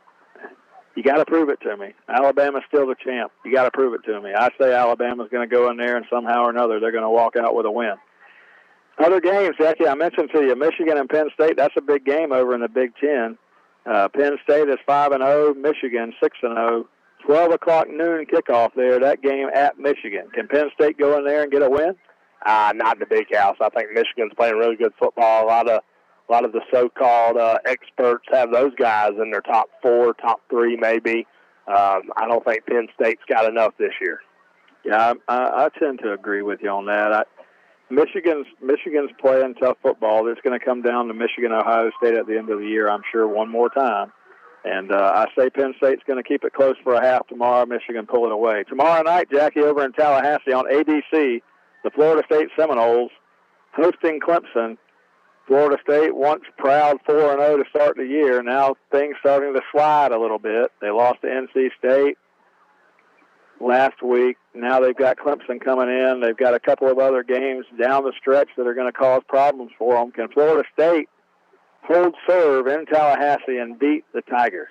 I don't think so. Florida State, I'll give them credit. They're a much better football team than they have been the last several years. They were finding ways to win games, but you were finding a way to win against Jonesville Community College, State College in Northwest Florida, man. The only opponents you've needed to prove anything to, Wake Forest and NC State, man, you choked big time. You had NC State beat to death and let them crawl back in the game. Clemson, that they may get rolled in Tallahassee tomorrow. Well, I'll tell you, I think they're going to rally the troops. I think they're going to give them a game for a half, and then I think Clemson is going to pull it out in the end and get the win. I'm not sure exactly what to make of these teams in the ACC. You saw Florida State beat Louisville earlier in the year, and Louisville got beat by 30 by Syracuse, a team that Florida State still has to play. NC State, I watched that team last week. They're not a top 10 team in the country. There's a lot of teams that kind of sit around that same spot, Jackie. They range from probably the number 7 or 8 team in the country all the way down to around 30 or 35. And a lot of those teams are very similar, okay? And NC State, I think on a good day, could be a good football team. But I think even the Florida State fans would tell you that wasn't a great football team last week. I think Clemson's going to get that win. Jackie, there's some other top 25 games tomorrow. Kentucky is hosting Mississippi State. Kentucky now has lost 2 games. Can they get off the snide and beat Mississippi State tomorrow at home? Oh, my goodness, man. All of Mississippi playing really good football right now. Kentucky reeling a little bit. I thought Stoops had done a good job up there in Lexington, but Mississippi State playing good football.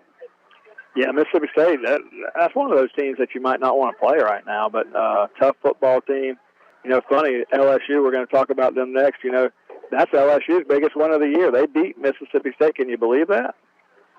When you look down at Mississippi State's record and you say, hey, Mississippi State's 5-1 on the year. They're going into Kentucky tomorrow to try to go 6-1. You look back at the one team that beat them, and with all the troubles that LSU's had in the first half of this year, that's the team that they beat. So anything can happen in football. What do you think happens in Gainesville tomorrow night? Oh, man. The Gators, they're right there, Mike. They're right there. A couple bad losses, but they've been in those ball games. you got to think that they find a way to pull it out against a reeling LSU this year. I tell you, LSU is going to come to play tomorrow in Gainesville. You can count on it. Close spread in this game. It's all going to depend on Florida's defense. Can they get LSU's offense off the field, and can we unleash Anthony Richardson and just let him play quarterback? If they can do those two things tomorrow night, if the defense can turn it up, and with the intensity of the home crowd, 7 o'clock, night game in the Swamp, I like our chances. But I've seen it happen before. I'm going to say Florida wins. Either way, Jackie, it's going to be a huge day in college football tomorrow. It's one of those days that from 12 o'clock on, I'm just going to have the TVs, probably two of them, side by side. So when you get done with your youth football at Memorial Stadium, swing on by.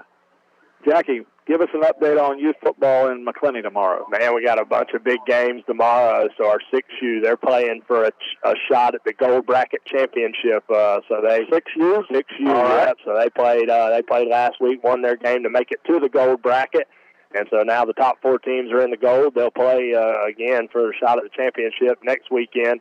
Our 8U, they're playing for a shot at the Silver Championship, so they made it into the Silver Bracket. And our 12U team, they're also playing for a shot at the Gold Bracket Championship. Nice. So we got a few rec games going on tomorrow. That'll wind their season up. Those guys did a great job this season as well. We crowned a couple champions there last week after the results. And so winding it on down for youth football and hoping to get a couple big victories tomorrow.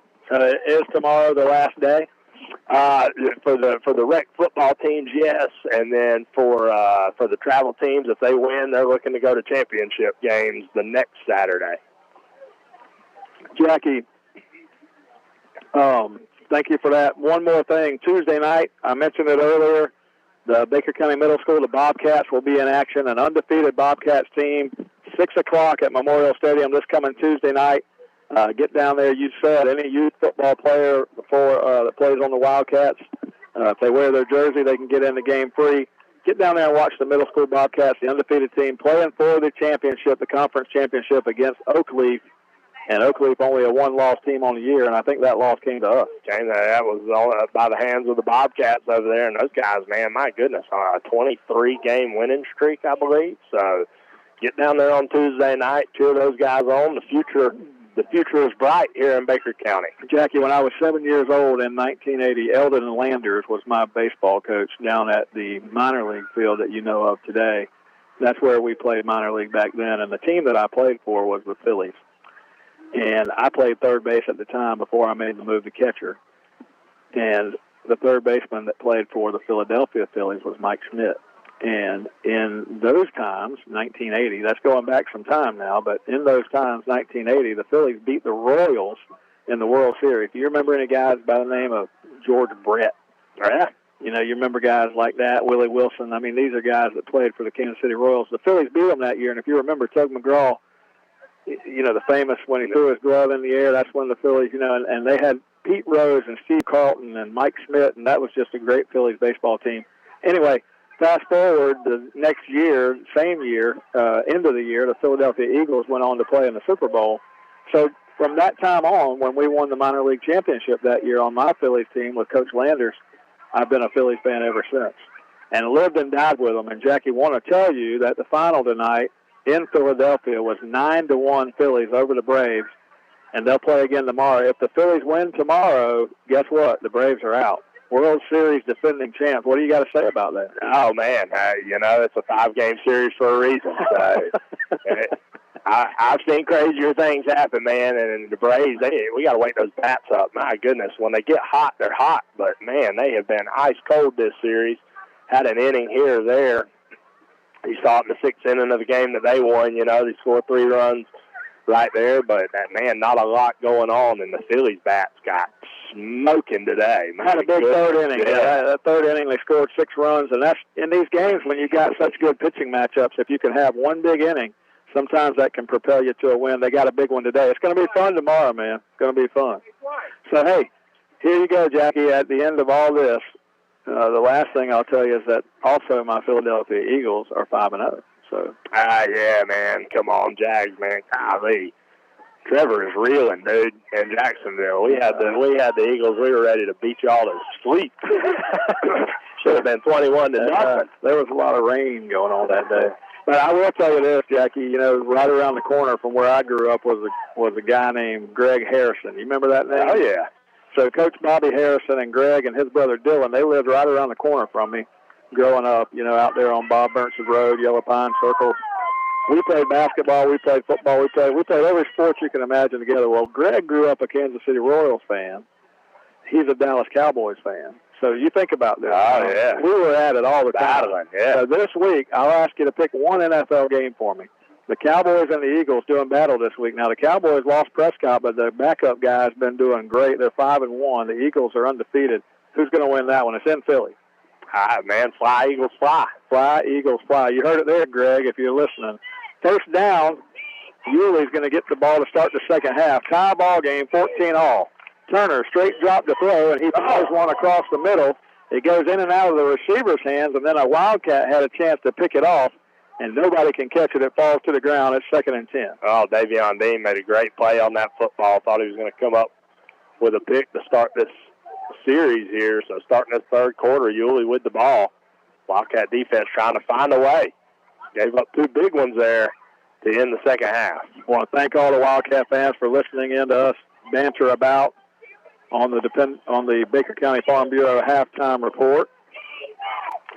We'll get back to normal here. 2nd down and 10. Turner's going to hand it off to Jensen. Jensen's got a hole, and he's going to fight his way out across the 25 and out across the 30.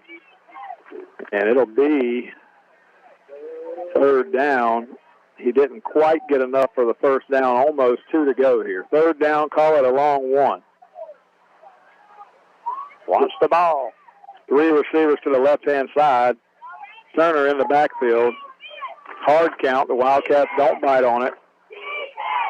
They need a long 1 for the first down here in the shotgun. 14-all ball game, just underway, second half. Handoff to Jensen. Jensen's going to get the first down, and he's got more. He's out across the 40, or out across the 35 to the 38-yard line, and Yulee moves the chains to start the second half. Oh, man. Just right down the teeth of this Wildcat defense right now. That first half, we were able to get big push from Orlando Holland and those guys up front in the middle. And these first couple plays of this series stymied at the line of scrimmage. First down and 10, Yulee from the 37-yard line. Turner in the gun. Sends a man in motion. 2 receivers to the right. He's looking that way. He fires it over this way. It's going to be picked off. Picked off. Cam Smith at midfield. Cam Smith just stood there. He's going to take it back to the 10, the 5, and Cam Smith scores a touchdown, and the Wildcats are back on top with a huge defensive turnover. Cam Smith playing center field that time, and he looked the quarterback right in the eyes, took it away from him, and took it back 48 yards for the interception return. Yeah, man, you do everything you can to keep the ball out of Cam Smith's hands, and he goes out there on defense, and you throw one to him. You just knew he was going to score. My goodness, what a play that time by Cam Smith. That's twice tonight that against this Yulee team he's gotten loose. Once on defense now with the interception. And I think that's Cam's first interception of the year, playing on the defensive side of the ball. And once on the offensive side of the ball, he went 87 yards early in the game. So Yulee's going to be tired of trying to chase down Cam Smith by the end of this night. Blake Mays drills the extra point, and that makes it a 7-point lead again for the Cats. So Yulee came out. They got a first down. They looked like they were going to put a drive together, and Turner just threw it right to Cam Smith. He takes it back 48 yards, and the Wildcats are back on top. Man, what a huge turn of events that was. It felt like Yulee had all the momentum going into the locker room at halftime, and the Wildcats come out. Yulee picks up a big first down there, and just when you think this Wildcat team's reeling a little bit, Cam Smith with a huge interception and takes it all the way to the house. I want to thank everybody for listening in to the Baker County Farm Bureau halftime report. And disclaimer, just for everybody's sake, you know, if we talked about one of your football teams out there that you like and we didn't pick them to win tomorrow, don't get mad at us. We're just doing it with good fun. We got a lot of guys that listen in that wait to do their football pools until we make our picks so they can go the other way. But, you know, Brent, Hartley, you know, Kyle Davis, you Seminole fans, if y'all are out there listening, it's all good. We said your team's better this year. We just said they're not going to win tomorrow. Yulee's going to take it within the 10-yard line here, going to return it back out across the 20, maybe the 22-yard line, across the 25 to the 26-yard line. They'll have it 1st and 10 from there, 10:26 to go. But seriously, Jackie, it's just been good fun. We're obviously Gator fans. We want the Gators to win, but, it's kind of like in life and in work. I want everybody to be successful. Yeah, there are some teams that I don't want to have any success. I'll be completely honest with you, and I think they all feel the same way. But at the end of the day, we watch the games together.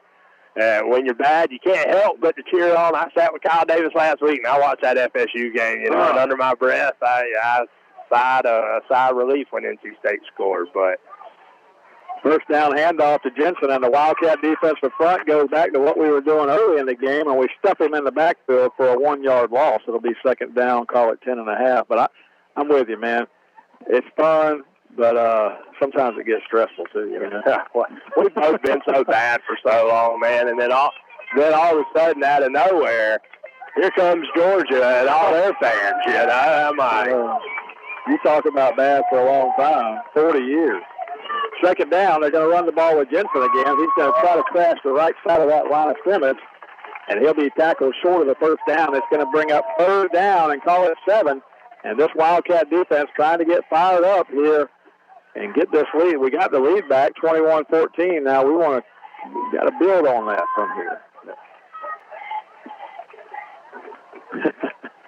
3rd down and 7. Turner in the gun.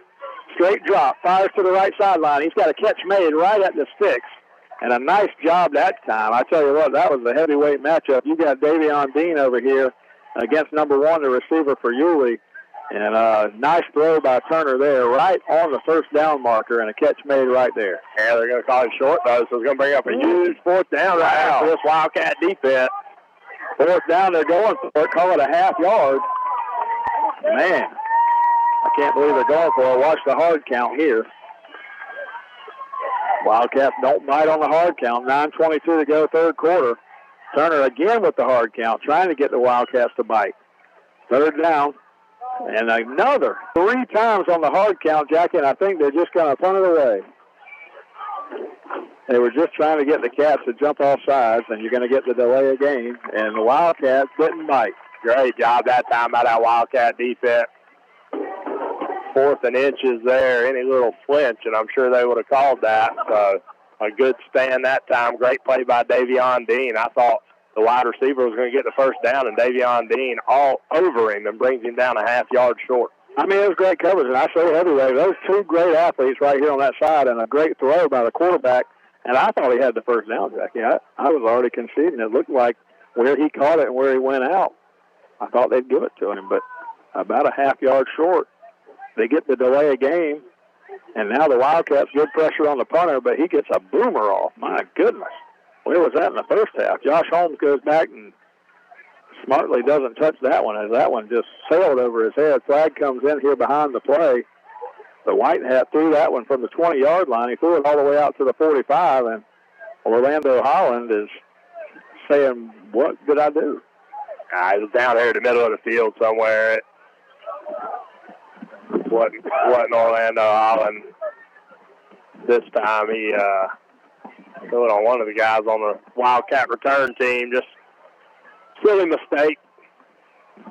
Decided to pop one of the Yulee gunners for no reason whatsoever, and they're going to, after a booming punt, I mean, my goodness, he got a leg into that one all the way down to the Wildcat 11-yard line, and this is going to be half the distance from there. Yeah, so the Wildcats are going to start with horrible field position on this drive. And you said that before the game he was booming them, and I tell you, after I saw that one, I believe you now. My goodness, he kicked that one 60 yards in the air, and it got a roll on top of that. So that was about a 70-yard punt. You're going to get half the distance here. It's going to take it down to around the 5-yard line where the Wildcats will start. So 7-point lead for the Cats. 9:08 to go, 3rd quarter. 21-14 is the score here from Yulee.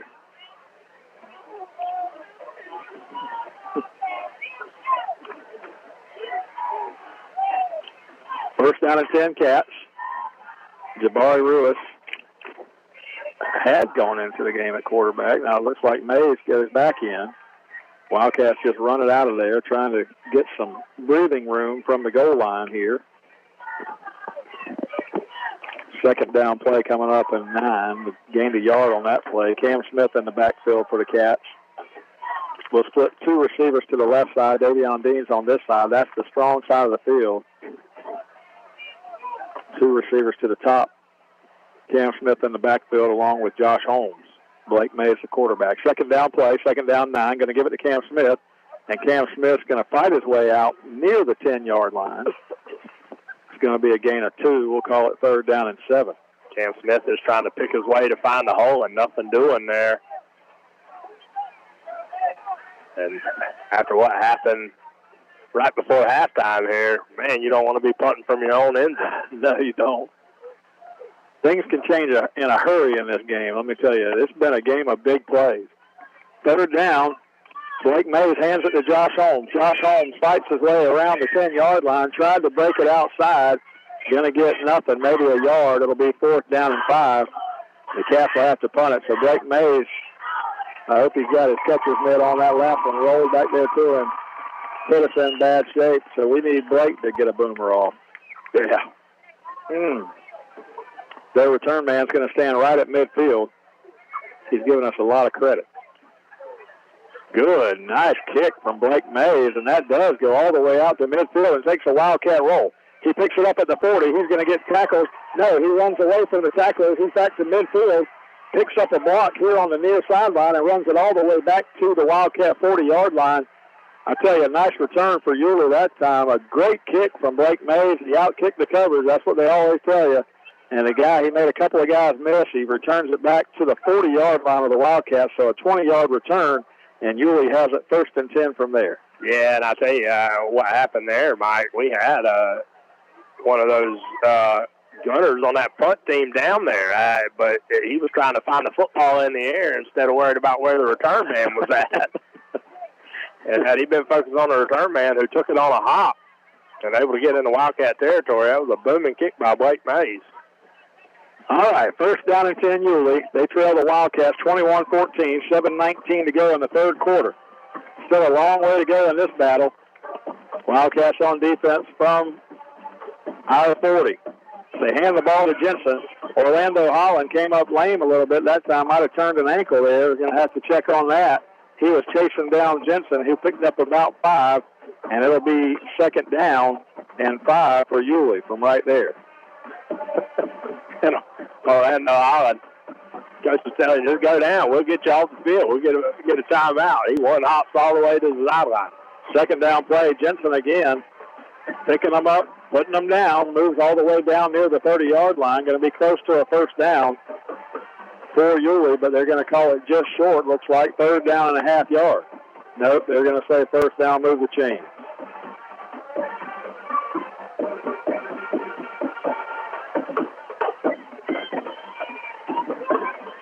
First down, Yulee. A couple of quick runs there. They started at the 40-yard line of the Cats after the punt. Now looking at first down and 10 from the 30-yard line. Turner, the quarterback, he goes to the gun. Straight drop, looking to throw. Fires one across the middle. He had a man. Had his man number 1 there. That's Evans, and he just comes up incomplete. Wildcats good coverage over there. They're picking on Davion Dean's sign, and I'm going to tell you, it's going to come back to haunt them. No doubt. That is not the guy you want to be throwing at. And I mean, they've tried and tried again, but nothing doing over there. Davion Dean in great coverage all night long. Evans, Turner and Evans just can't hook up, and that's all because number 2 is just blanketing number 1 of Yulee all over the field. 6:15 to go, third quarter. 21-14, Wildcat lead. Yulee with the ball from the Wildcat 30. They're going to run it again, and Jensen's got a hole again. He's inside the 25, down to the 24. Going to pick up about 7 yards on the play, make it a third down and 3. Yulee team trying to get something going. Jensen starting to feel it a little bit. He's warming up here in the second half. He's had some good runs, and he's going to run it again here, running to the left side, and he's going to get the first down. He's inside the 25, inside the 20-yard line now, all the way down near the 15, and they're going to have a first down there, call it the 16-yard line, 1st and 10. There's going to be a timeout on the field. Let's take one with them. 21-14, Wildcats lead. Yulee driving on this drive. Let's take a 30-second timeout. You're listening to Wildcat Football on 97.5 WFBB. Have you ever thought about cleaning out your garage or wonder what you need to do with all those aluminum cans or scrap metal you've got laying around in the backyard? Well, look no further.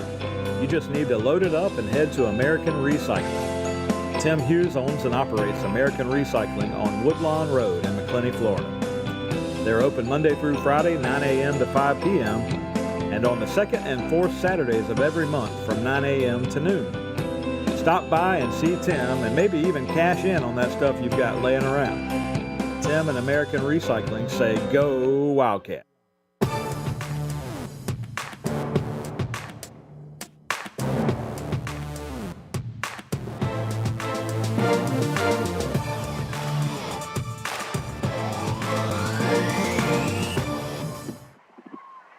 First down and 10 for Yulee inside the Wildcat 20. Turner in the shotgun, going to take the snap. Pump fake across the middle. He's got a receiver down at the goal line, and a catch is made.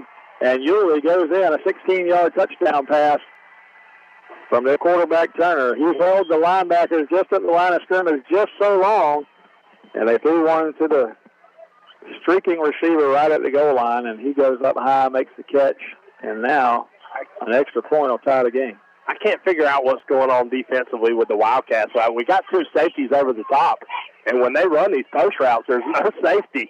So I'm not sure exactly where they're going. That's exactly what they're there for, is to help in the middle of the field on these big, tall receivers. But down here in the end zone, they're nowhere to be found.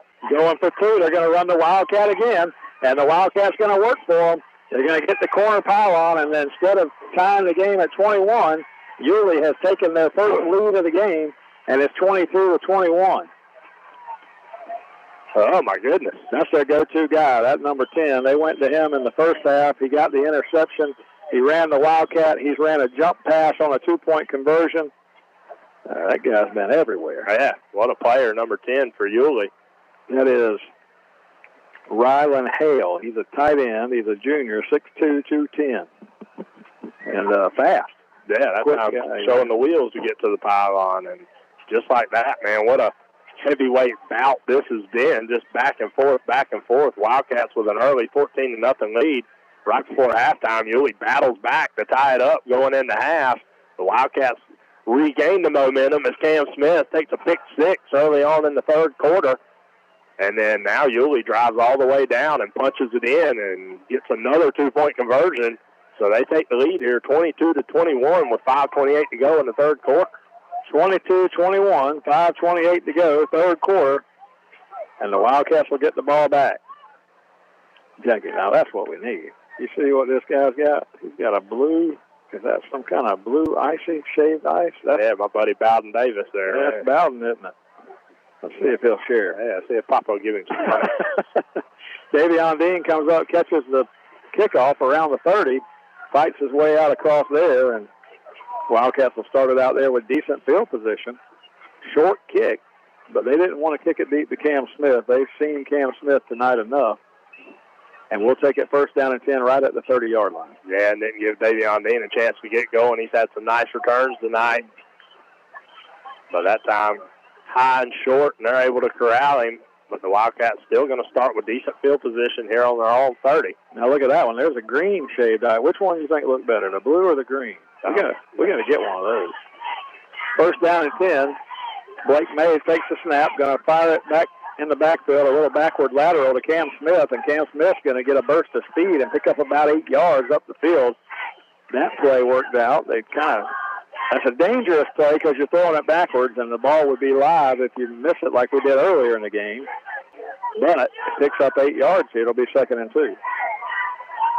We got to find out how much those cost, Jack, and see if somebody will get us a shaved eye. 2nd down, handoff, no. He takes it to Davion Dean, and Blake Mays is met in the hole. He faked the handoff to Dean on the jet sweep, and no gain on the play. It'll be 3rd and 2. Lost a yard there, it looks like, Mike. They're going to mark him 3rd and 3 here. So a huge third down for this Wildcat offense. Third down, call it 3, trailing by 1 now, 22-21. Cam Smith's going to get the carry, and Cam's going to get tackled after a gain of half a yard. It's going to be 4th down, call it 1. And what's Coach Mays going to do? I think you got to kick this ball. 4:15 and counting there in the third quarter. Plenty of time. I don't know, man. A lot of momentum over there, though, isn't there? There's a lot of momentum, and I'm a gambler here. I say some way or another you got to pick up that yard and keep this drive going. You don't want to give the ball back to them right here, but we will. Blake Mays gets his foot into it, a good high punt. Oh, Lord. It's going to take a Wildcat. No, it's going to take a Yulee roll, but we'll cover it right there at the 25-yard line. So at the 25 is where Yulee will take over 1st down and 10. A lot of momentum on that Yulee sideline here. Let's see if this Wildcat defense can put something together. We need a stop here, Mike. 3:50 to go in the third quarter. The Wildcats trail 22-21. Can you get? You think you can get Bowden's attention down there and see if he'll go get us one? And I'll tell him I got an extra 5 in my pocket. Those things look good, Jack. Yeah. So you see anybody here listening to the radio? Might help us out. Keep on, though. I need some hot chocolate, man, on a frozen ice. Come on, man. It's like 70 degrees out here. 1st down play. They're going to run Jensen to the left side. He's a speedy back, but he doesn't get the corner this time. The Cats are going to stop him right there on the edge. Maybe a gain of 3. It'll be 2nd down and 7. Jensen, he got going on that last series, Mike, and again, Yulee electing just to spread us out here. And not a whole lot of help in the middle of the field. So if he breaks a tackle or two or that offensive line gets a good push, he's 3 or 4 yards down the field before there's a Wildcat touching him. 3:25 to go third quarter, 22-21. Yulee on top. Turner in the shotgun, 2nd down 7. They're going to hand it off again, and they've got a 1st down and more. He's out across the 40-yard line out to the 43. And that time Jensen with a gain of about 14 on the play, and Yulee is going to move the chains, pick up a big 1st down as they march toward midfield. And, yeah, momentum, you said it. They've got the momentum on their sideline right now, and they've got a 1-point lead. We got to do something to break the momentum here, get the ball back, see if we can make a play. 1st down and 10 from the 42-yard line. Turner in the gun, no backs in the backfield, straight drop. Looks to fire one left side. It's going to be knocked out of bounds. Good play over there on the far side by Davion Dean. It looked like he got a finger on it. Hey, he did, man. I'm telling you, you're going to pick on that guy. You better eat your Wheaties, man, because I'm telling you, he's going to make a big play here in a minute. You have tested him one too many times with nothing doing before he makes you pay for that. 2nd down coming up now for Yulee. 2nd down from the 42-yard line. Turner in the shotgun. Getting ready. Hands the ball off straight ahead, and a big hole opens up, and they're going to be out across midfield, close to another 1st down on the running play. At that time, they picked up 9. It'll be 3rd down and half a yard. That 4-down lineman and just that one linebacker. Again, look at the safeties over the top, Mike. They run the football. Orlando Holland with a big play. He grabs him by the jersey and pulls him down for a loss in the backfield. And it's going to be 4th down and 2 for Yulee from right at midfield. What a huge play that time. Well, it was big because Orlando Holland was being held. Yeah, he was being held, and he just reached out and grabbed his jersey. Tucker Thrift able to get back there and wreak some havoc. Going to force a punt here, so a great job that time by that Wildcat defense. Needed a stop, and they got one. Yeah, just don't jump off sides and be careful of the fake. 4th down and 2. The punter's on the field. He stands back at his 40. Josh Holmes is back to return. Wildcats send them after, and they're going to get a flag. Now he's going to throw it. And a flag down in the middle of the field here for a scrum here. We're going to get a roughing call back there as the punter went flying. They only needed 2 yards. We went after it. But you just can't do it. Those are mistakes you can't make. We just got their offense off the field. You can't run into the punter there. That's an automatic 1st down. Yeah, that's one of those. I mean, we try to get close, and a couple times we have been close tonight, but that's one where you got to set up the return just so you keep those young guys from thinking they can get a piece of that punt. And that time, we sent the house, and we're going to rough the punter here, and then a little scrum in the middle of the field. And yeah, the only chance we've got is that somehow this is some offsetting. That's the only chance we've got here. And unfortunately, I think they're going to call this scrum action probably after the play. Yeah. And the Cat offense is on the field. They don't even realize that we've roughed the punter. That's going to be a first down if this second penalty is after the play.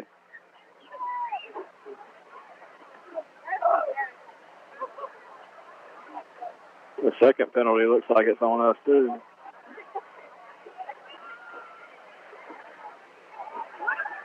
The roughing the punter or running into the punter, whichever one, either way, it's a first down. So our offense is on the field. They're going to have to swap some personnel out here, I think. Well, I think that's our defense. We've just been playing a lot of those guys both ways all night. So both of the fouls were against the Wildcats, Jackie. So it is going to be a Yulee first down. One of the fouls occurred after the play. The first one's going to give Yulee 5 yards and the first down on the punt. Then they're going to add 15 onto that. So 5 is going to take it out across midfield down to the 45. They should have the ball around the Wildcat 30 now. Oh, man. Killer. Yeah. Killer.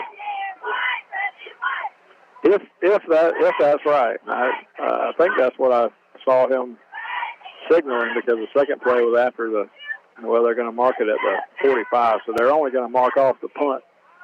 They're only going to mark off the running into the punter. So I guess the second penalty might have been offsetting. Yeah, maybe. I don't know.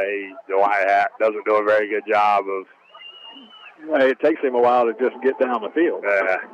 First down and 10 for Yulee from the Wildcat 45. They're running into the punter. Gives Yulee all the momentum back, and now Jensen's going to carry it down inside the 40 for a 6-yard gain on first down.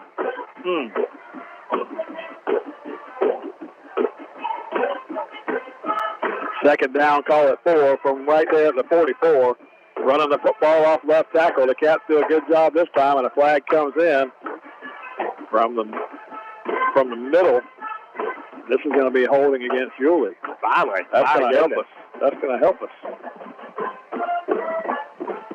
They only picked up a yard on that carry. It was going to be third down and 4. A holding penalty will move them back 10, so should be second down do-over. Call it 14 maybe. Look, there's another flag down there, too. Like, what is this? What is happening here? My goodness.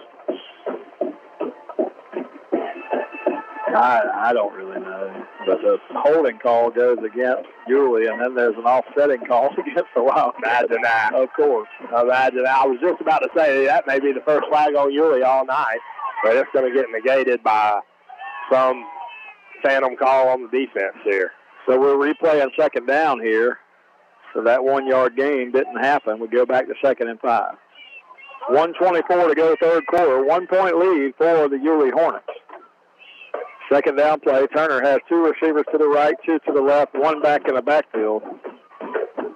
Straight drop for the quarterback. He looks to throw. He's under pressure. He's going to get hit late, and he's going to throw one up down the sideline. Almost intercepted again by the Cats. It'll be third down. Oh, man. Good pressure that time. Good pursuit by that Wildcat front, getting after Turner. And you're right. Great coverage down the field. Thought we had another interception there. So a huge third down play here. 3rd and 5. Deep. Oh, did he catch that? No way. No way he caught that.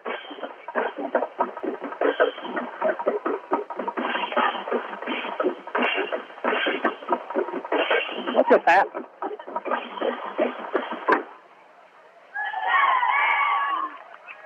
Well, they moved the ball. It must have been. It had to be a penalty. They called a penalty on somebody. That's why they're moving the chains. Another personal foul. Yeah, 15-yarder. No, he didn't catch that pass, but the 15-yarder is going to set them up at the 10, 15, 20, around the 22-yard line here. They go all the way from the 37 to the 22 on a 15-yarder. And I didn't even see a flag on the field. Either. Might have been roughing the passer. First down, they hand the ball to Jensen. Jensen reverses, cuts back across the middle. He's going to get tackled right around the 16-yard line. Gain of 5 on the play. It'll be 2nd and 5. Maybe 4, 2nd and 4. Wildcats not catching any breaks here tonight. No, the turnovers and the penalties have really cost us. And if we got any chance in this fourth quarter, we're going to have to stop them on this possession right here. 2nd down and 4 from the 16-yard line. Turner sends his man in motion. Going to hand it off up the middle. Running play, Orlando Holland stops the running back. Short of the first down. It's going to be 3rd down and 2, and that was the last play, I think, of the third quarter. We're going to head to the fourth quarter with Yulee facing a 3rd down and 2. They're going to let the clock run out here, and Yulee holding a 1-point lead, 22-21. Let's take a 2-minute timeout. We'll be back with the fourth quarter and more Wildcat football on 97.5 WFBB. Baker County Farm Bureau wants to wish the Baker County Wildcats much success this football season. Baker County Farm Bureau, specializing in auto insurance, homeowners insurance, along with life insurance. To get started with Farm Bureau, contact Jack Baker or Justin Webb at 259-6332. That's 259-6332. Hi, this is Larry Birkins of Birkins Chevrolet in McClenny. It is truly an honor to help make these Wildcat radio broadcasts possible. Birkins Chevrolet with sales and service 6 days a week. Cars, trucks, SUVs, certified used cars. We help customers establish or reestablish credit. Thank you, Wildcat fans. From Larry Birkins at Birkins Chevrolet, US 90 in the heart of McClenny. Online at BirkinsChevy.com. For over 50 years, dependable heating and air conditioning has been serving the community of McClenny. They provide quality air conditioning, HVAC, and electrical work to the residents of McClenny and the surrounding areas. The phone number for dependable heating and air conditioning is 259-6546. Oscar and Susie Gray would like to say, go Wildcats. Again, that's dependable heating and air conditioning, 259-6546. Dual State Real Estate is a proud supporter of Wildcat football. We offer home and land sales as well as property management in Florida and Georgia. Come in for a free consultation and we'll show you how to get up to 16% more for your property. Mention this ad and we'll give you free buyer representation. Don't hesitate, call Dual State, owned and operated by Sabrina Thrift. Call us today at 904-397-0263 or check us out at dualstaterealestate.com. We'll give you service you deserve from people you can trust. And at Dual State Real Estate, we are always Wildcat proud.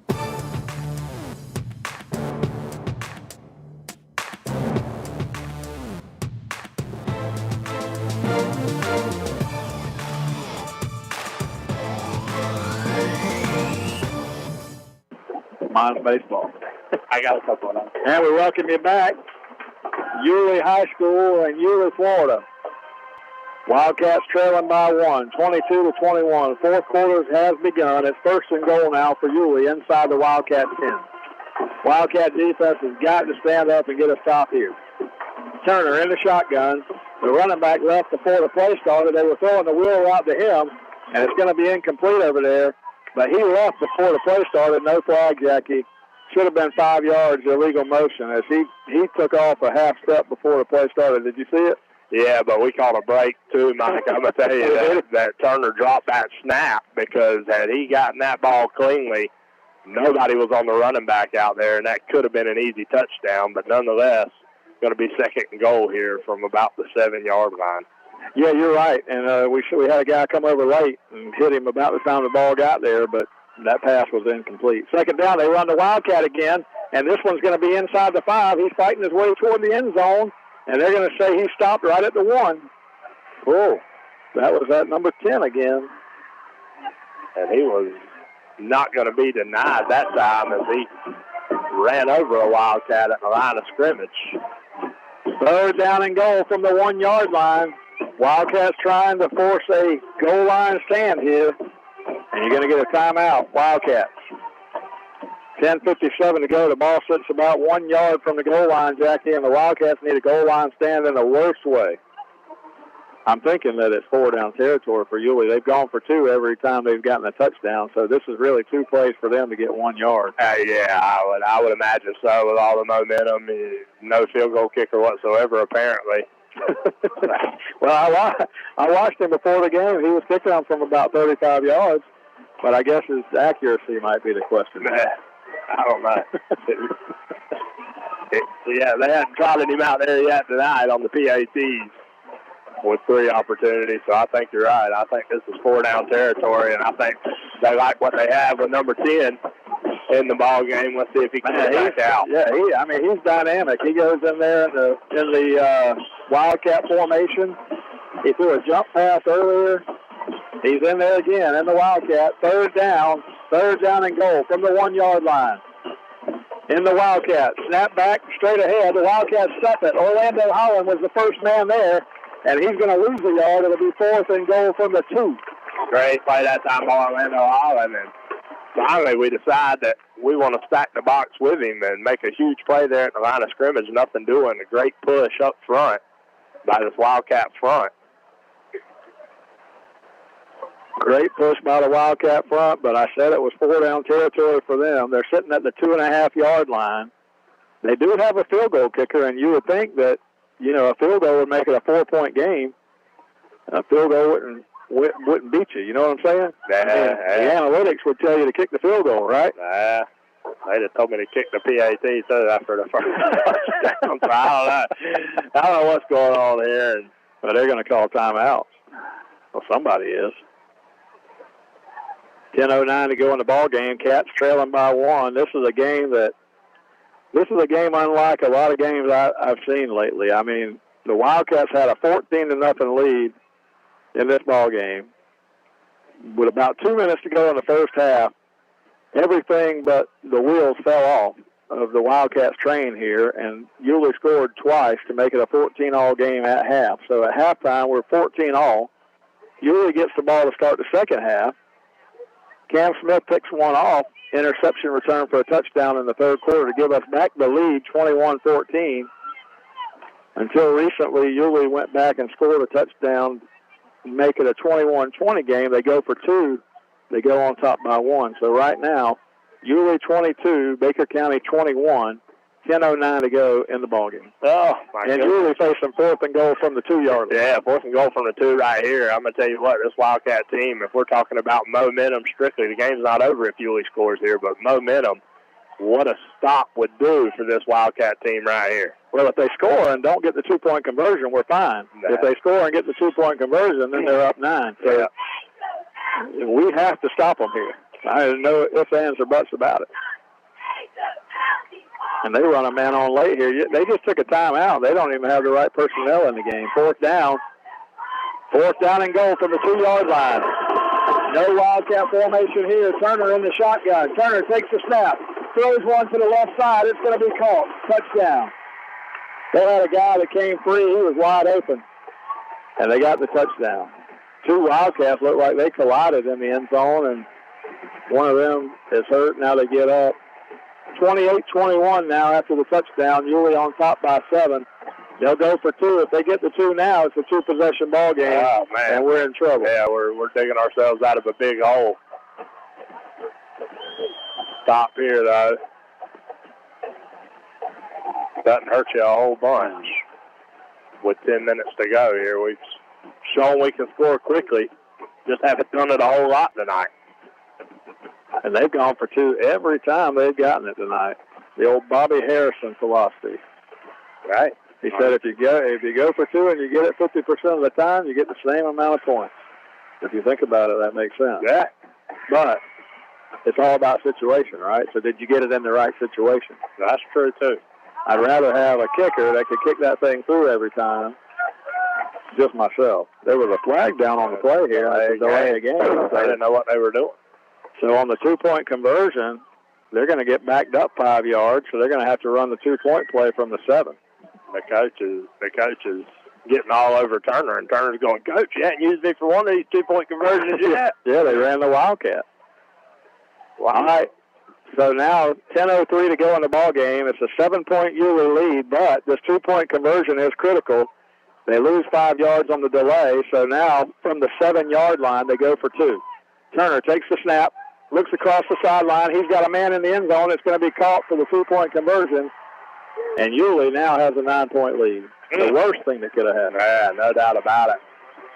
No doubt about it. I tell you, again, we know how quickly this Wildcat team can score, but offensively, we just haven't tonight. Cam Smith with one long run. Other than that, it's been the Derek Major fumble return for a touchdown, and then the Cam Smith pick 6 in the third quarter. So offensively, this Wildcat team struggling tonight. We're still able to somehow take the lead in the third quarter, but Yulee comes storming back. Leads this ball game 30-21 with 10:03 left to go. 9 points. I mean, 9-point lead is brutal at this stage of the game. I got to tell you, there's so many what ifs for the Cats tonight in this game, Jackie. So many. So just like that fourth down play right there, the fourth down and goal. There's about 15 things that could have happened there, and we only wanted one not to. And of course, the one scenario that we didn't want to happen is the one that happened. So Wildcats are going to have to fight now. 10:03 to go in the ball game, trailing by 9. That's either 2 touchdowns, that's 1 touchdown and 1 field goal, or that's 3 Blake Mays field goals. Either way, we got to have 9. They kick it out of bounds, so we're going to get good field position to start here. As that's a penalty, you cannot kick it out of bounds. That's against the rule. Yeah, that's a good rule. Something I assure you that a Florida kicker will do at least once tomorrow. Every game, every game. Can I tell you my soapbox issue with Florida? We're going to kick a kickoff out of bounds, and we're going to have a guy catch a kickoff around the 2-yard line and think he's going to return it, and we're going to get tackled around the 18. Oh, boy. Hey, listen, in college, they give you the 25 if you just take the touchback. Take it every time. Never return one. Never. Just take the 25. Last week, we get tackled at the 18, had a holding penalty. You start back at the 6. Just take the 25 they're giving it to you. That's right. You know what I'm saying? I mean, come on. Better catch that thing, baby. That should be, nobody should be saying return the kick, ever. So after they kick it out of bounds here, the Cats will start it from the 35. First down and 10. Cam Smith in the backfield with Blake Mays. Cats trail by 9. Mays looking to throw. He's got a man wide open. Davion Dean makes the catch at the 40. Davion Dean from the 35-30. Davion Dean inside the 20. And Davion all the way down inside the 10. And he had Dean open all the way. And they pull his helmet off down there. And the Wildcats are going to have a first and goal. Great. Just like that. Great throw and great catch that time by Blake Mays to Davion Dean. What a huge play. Pump fake to the short man there in the stack, and Davion Dean had his hand up the whole time. He was wide open down the sideline, and Blake Mays finds him. Well, unfortunately, we found him late. If we found him early, it's a touchdown. First down play, and Mays fumbles the snap. Has to run with it, and he's going to fall down and lose 5 yards.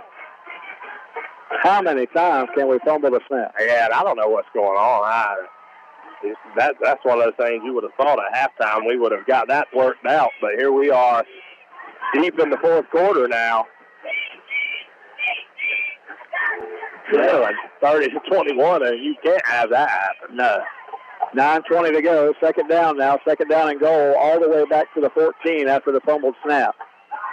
Mays in the gun. Handoff inside, takes it to Cam Smith. Mays runs it himself, almost back to the 10-yard line, but now the Cats in a tough spot. Now, you need 2 scores. I would not be against kicking a field goal from here to make it a 6-point game. Right. I'm just saying. Yeah, no. Plenty of time there. I mean, we had 10:03 on the clock. We're down to 8:50 and counting. We're talking about how quickly this Wildcat team can score. Third down play, third and goal from the 10-yard line. Mays gives it to Cam Smith, and he's going to get inside the 5. Cam Smith fights his way down there, close to breaking that for a touchdown, but it's going to be fourth down at the 5-yard line. You got to kick the field goal. Yeah. You got no choice. It'll make it a 6-point game. You make the field goal 30-24, then you need a score to win. Man, Cam Smith, normally when he breaks that initial tackle, he's able to get through there, and he did. He broke the first one, but Yulee, great job swarming that time. They'll spot this on the left hash. Distance is not an issue. They'll spot it at the 14. It's a 24-yard attempt. Davion Dean will hold. The snap is down. The kick is on the way, and the kick is down the middle, and it is good. The Wildcats have gotten the 3 points to make it a 30-24 game, so that's one of the 2 scores that you need. Now your defense has got to have a stop. Got to get a stop right here. Yulee's offense finding their own, and a couple times, this defense hasn't played terribly because we've had them in 3rd and long situations and some penalties. Had them in a punt situation earlier, and we roughed the punter. So defense doing their job, is just silly mistakes. Yeah, the roughing the punter call was a hard one for us to take right there, I tell you. 30-24. Now the Cats within 1 score again. It was a 2-possession game a moment ago. The big play on that drive, the pass from Blake Mays to Davion Dean. I'd like to see another one of those later in the game because Davion Dean has been open. He was on that play, and I tell you, if Mays sees him just a little bit quicker, that would have been a touchdown, and you wouldn't have had to kick the field goal. Yeah, and I'm going to tell you, Davion Dean is one of those guys, I probably say this, it's probably 6'1" right now. Yeah. But he's going to go up, and he's going to high point the football and get to it. You've seen it all night. Kickoff's going to be returned from the 10-yard line. Return man goes across the way to the far side of the field, and he's going to be tackled over there around the 25-yard line, and that's where Yulee will start. The defense has got to have a stop under 8 minutes to go in the ball game, and it's a 6-point game. 6-point game, 7:52 to go in this 4th quarter. The Wildcats trail 30-24, Mike. If you ever needed a stop, this is it right here on this drive. Strangely enough, this has turned into a really good ball game. Yeah. The fact is, it's been very sloppy. Both sides can say it. There's been turnovers, there's been fumbles, there's all kind of sloppy play tonight, but that's what you get in a defensive slugfest sometimes. They hand the ball off, and the running back is going to be tackled. He's going to pick up about 3-4 yards. That was just straight dive play to the running back. It'll be 2nd down and 7. Yulee with the football, 7:39 to go, and they've got a 6-point lead over the Wildcats. Yeah, and with 7:30 to go in the ball game, do they get conservative here? Jensen, he looks like he's hobbling back there a little bit. 2nd down, call it 7. Turner in the gun. 2nd down, snap back to him, looks over the middle to throw. He's got a man on one-handed catch is made. What a catch made by the receiver, and he's out to the 40-yard line. And a 1st down, move the chains. Oh, my goodness. What a catch that time. Oh, if he doesn't catch that one-handed, Mike, I think we picked that ball off. Davion Dean was waiting on it. Good catch that time. 1st down and 10 now. 7:06 to go in the ball game. Turner directing traffic. They try to get a man off the field here at the last moment. 1 receiver to the left, 3 receivers to the right. Handoff Jensen. Jensen's got the 45, and that's where he'll be tackled after a gain of 5. We'll call it 4. Clock running, and the clock will be the Wildcats' enemy if they keep picking up 1st down. Yeah. That's the other thing, too. That one-handed catch, that was a great catch, but incomplete pass right there does nothing but help the Wildcats. Stops the clock. 2nd down, call it 6. Right in front of us at the 44-yard line.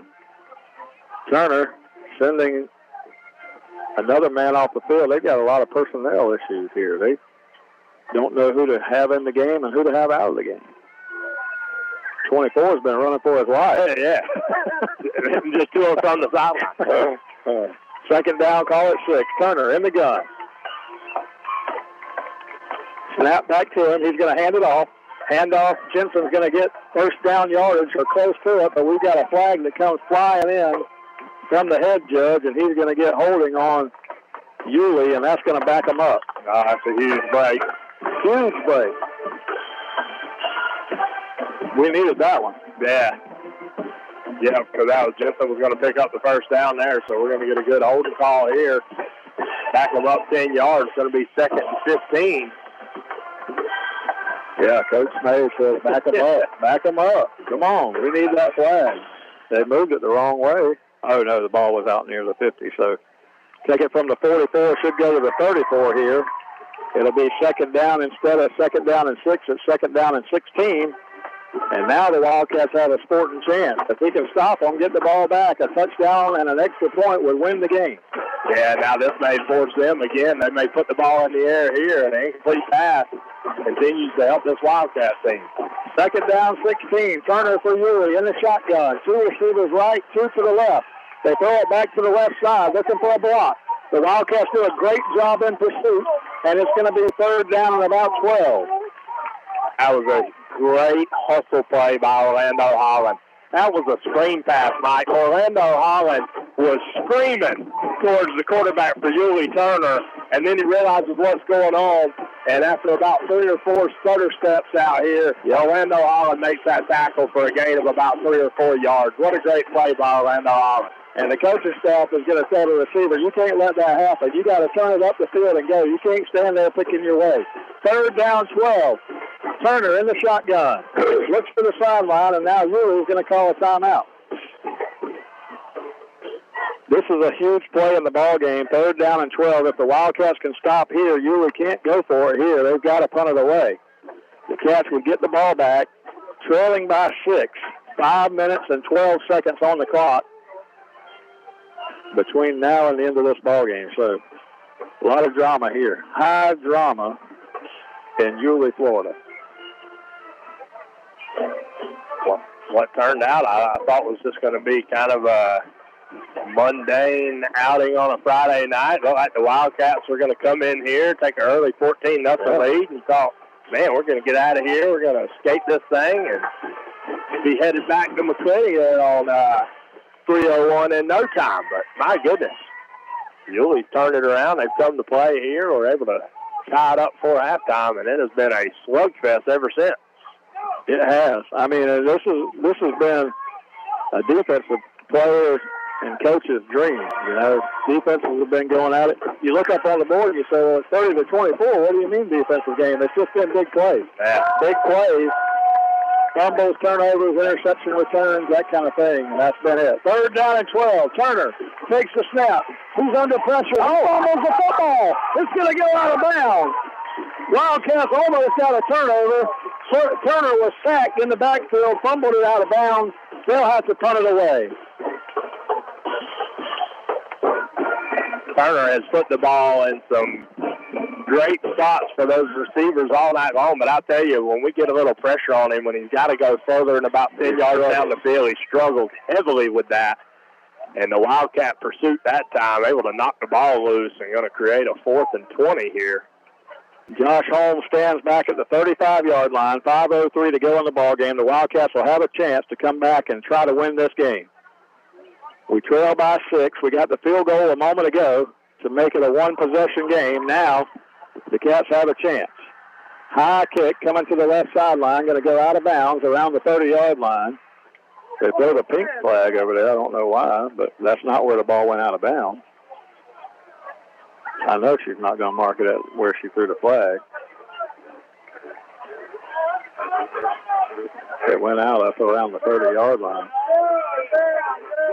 I don't think she had a clue where the ball went out, but they're going to mark it around the 31, which would be close. What do you think? The only thing I can think is I saw a coach on the sideline throw his hand up, and I don't know what she thought. If maybe he touched the ball before it went out of bounds or what, but I didn't know if there was significance to the pink flag. Maybe that's just her breast cancer awareness flag. I don't know. I don't know. Can't confuse us like that. Yeah, really. 4:58 to go. Wildcats are going to have the football. First down and 10 from the 31-yard line. One chance to go down here and try to win this football game. A touchdown and an extra point would give the Wildcats a 1-point lead. Back and forth ball game, but so important to both teams. Yulee and the Wildcats are both 0-1 in district play. Both teams really need a win to keep any chance of the playoffs alive. Yeah, the road becomes much harder if you lose this game for either team here. Wildcats, we talked about it in the pregame, kind of held their own destiny. Went out, you're probably in the playoffs, but a loss here, you are having to climb a mountaintop. First down play. Jabari Ruiz has checked back in at quarterback for the Cats. Ruiz takes the snap, gives to Cam Smith. Cam Smith running left side. Cam Smith's going to get the corner. Cam Smith 40. Cam Smith 45, 50. Cam Smith across midfield. A first down and a 22-yard gain for the Wildcats. Yeah, and just like that, again, Cam Smith, a home run hitter. Plenty of time for this Wildcat offense. 4:49 here. Yeah, maybe too much time. Oh, wow, yeah. 4:40 to go in the ball game. Clock running. Wildcats, they say he stepped out of bounds at the 48-yard line of Yulee. First down and 10. Jabari Ruiz in at quarterback. Silas Logan goes in motion. Give the ball to Cam Smith again. Cam Smith fights his way inside the 45. Picks up about 3 yards on the carry. Clock's going to run. It'll run down under 4 minutes to go in the game here. We face a second down and 7. All 4 down territory from here as the Wildcats need a touchdown and an extra point to take the lead. Ruiz gets the call from the sideline. In the shotgun, the receivers 2 to the right, 1 to the left. Ruiz going to hand it to Cam Smith. Cam Smith fights his way inside the 40-yard line of Yulee, and he's close to a first down. They will move the chains. Wildcats have a first down at the 37 of the Yulee Hornets. Jabari Ruiz in there at quarterback for the Cats. He's got Cam Smith, his only back in the game right now. We're at the 37. The ball is placed. 2 receivers, 3 receivers to the right side for the Cats. 1 to the left. Cam Smith in the backfield. First down. Ruiz, straight drop. Looks to fire one. He's got a man over here on the sideline wide open, and he had one down the middle wide open, and he throws it out of bounds. Oh, man. Jabari Ruiz, he's going to wish he had that one back. He had Silas Roden up the sideline here on a little wheel route. And Davion Dean was in the middle of the field open, too. Yeah. You had 2 guys. Just got away from him a little bit. That's okay. Second down. And we had them set up for that, too. They were looking Cam Smith run. Second down play. Second down and 10 from the 37 of Yulee. 3:25. Clock stopped. Ruiz takes a snap, gives to Smith. Cam Smith fights his way inside the 35, down to around the 32-yard line. 4-yard gain is going to bring up 3rd and 6. It's 4 down territory here.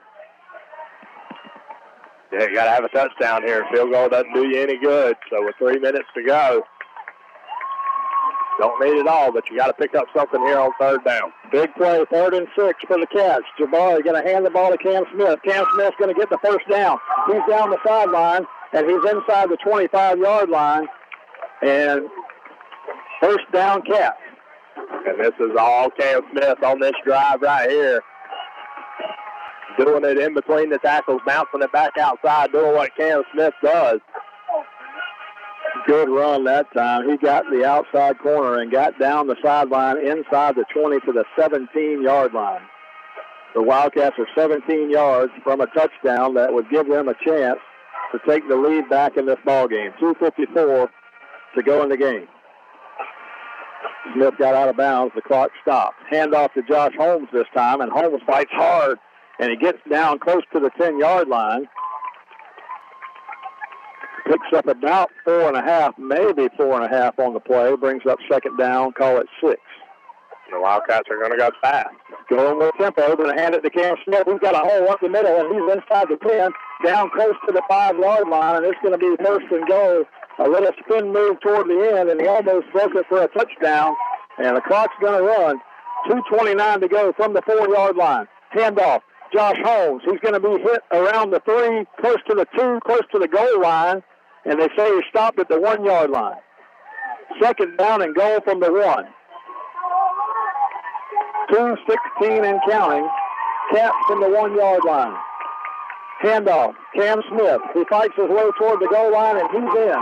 The Wildcat fans celebrate, and we've tied the game with 2:07 on the clock. Come on. Just like that, Mary Perkins, you heard him. Come on, Cam Smith. Tote that ball, son. All the way down for a Wildcat touchdown here with 2:07 left to go in the fourth quarter. My goodness. Josh Holmes, they try to bring him back. Kanais Williams out of the game, so Josh Holmes comes to give Cam a break, but Cam says, give me the ball. Let me put it in the end zone. Cats having some personnel issues on the extra point. Going to have to hurry. We check the man in late. Davion Dean will be the holder. And Blake Mays, if he makes this, the Cats have a 1-point lead. The snapper is back. It's shut down. The kick is on the way. And Blake Mays has drilled the extra point. And the Wildcats have taken a 31-30 lead here on the road. A moment ago, we were down by 9. We turned it around. 10 unanswered points for the Cats, and we lead at 31-30 with 2:07 to go in the ballgame.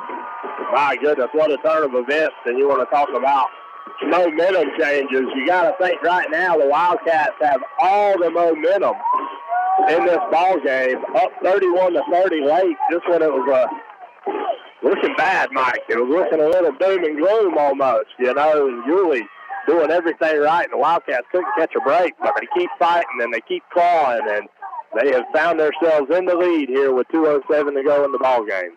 31-30, the Wildcats on top. 1-point lead with 2:07 to go in the game. We need one of those long touchbacks here from Blake Mays. He steps up toward it, kicks a high kick. It's going to come down around the 15-yard line. They're going to return it from there. Wildcats will try to get him on the ground. He's out across the 25 and gets out across the 30, and they're going to start right around the 31, 32-yard line. And Yulee hasn't attempted a field goal all night long. I watched that guy warm up in pregame. I won't say he was accurate, but he could kick it somewhere around 30 to 35 yards. But I don't think this team would even try a field goal based on what I've seen tonight. Yeah, I mean, maybe if you got down to the 10-yard line, you had to, but you're right. You won't kick the PATs.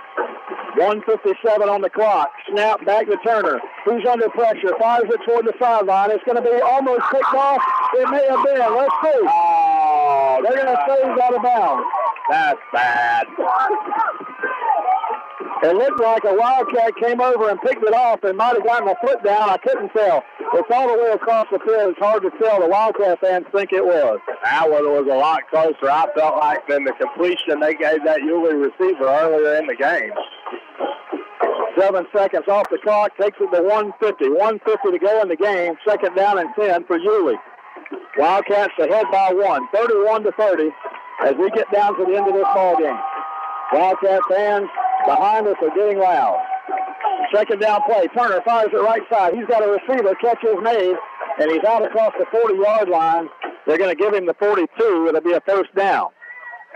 They say he got out of bounds, and they stopped the clock, and now a Yulee player just went down and forced a cramp, and Jackie, he just absolutely just went down, and he wasn't hurt. Oh, my goodness. So I'm going to get a timeout here.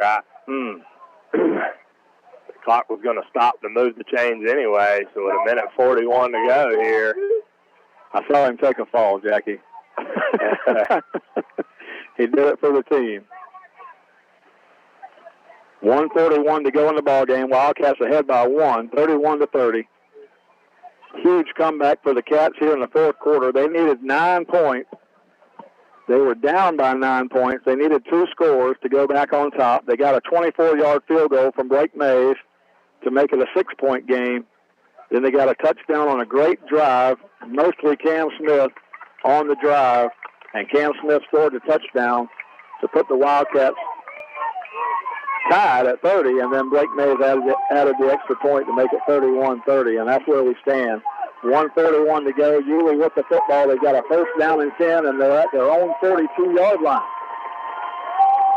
And they haven't kicked the ball all night, so we don't know if they can kick a field goal to win this thing or not. But Wildcat defense has some momentum, playing hard. The officials are taking forever. Here we go. Turner in the shotgun. Clock running. Under 1:40 to go. Turner has the ball, fires right side. He's got a receiver right at midfield. Gets his feet down. It's not a first down, but he's out of bounds, and that'll stop the clock.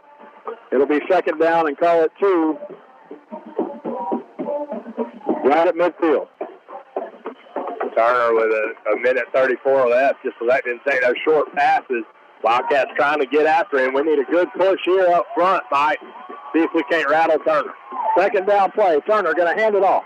Running back gets the first down. He fights his way down to the 46-yard line into Wildcat territory. A 4-yard gain, but first down.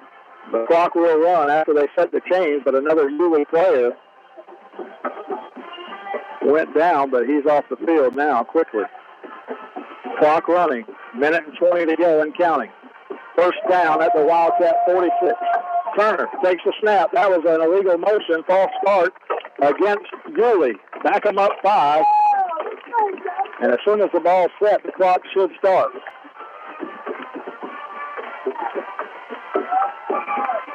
Everybody was moving before the snap on that one. That was an easy one for the officials to see. Ball back to the 49 on the Yulee side of the 50. First down and 15. Down in distance, not as important as that clock. We need that clock to say all zeros. No doubt. Okay, what are we talking about here, official? False start. Let's go. And now the ball is set. Run the clock. Come on. Now they'll run the clock. Here we go. First down, 15. Turner signaling to his players. Clock running. 1:10 and counting. Turner. The snap goes passing. The snap goes passing. He has to go all the way back and cover it. Back at the 35-yard line. A huge mistake for Yulee. It's going to be marked at the 36, and now it's going to be second down and about 30 yards to go. And Yulee's going to have to call a timeout if they've got one. Yeah, they did. They called a timeout with 56 seconds to go. The snap never got up. It was on the ground. It rolled past Turner. He had to go back and just cover it. He did at the 36-yard line, so now Yulee has to go all the way to the Wildcat 36 for a first down. It's at their 36. If you add that 14 together, that's 28 yards they need for a first down. They've only got 56 seconds. Yeah, I'm with what you said earlier. Down in distance, not as important as that 56 seconds left on the clock here. Finally, a break goes the Wildcats' way. We've had our own errant snaps, and this time we're on the receiving end of one of those gifts as Turner. I tell you, the snaps in the last series were all hot. Turner having to jump up and get them, and then that finally they just roll one in between his legs there. No timeout showing on the clock now for Yulee, so that was their last timeout, Jackie, if the scoreboard is right. They have no more timeouts. They've got a second and 28. The Wildcats defense can win the ball game here. 56 seconds to go.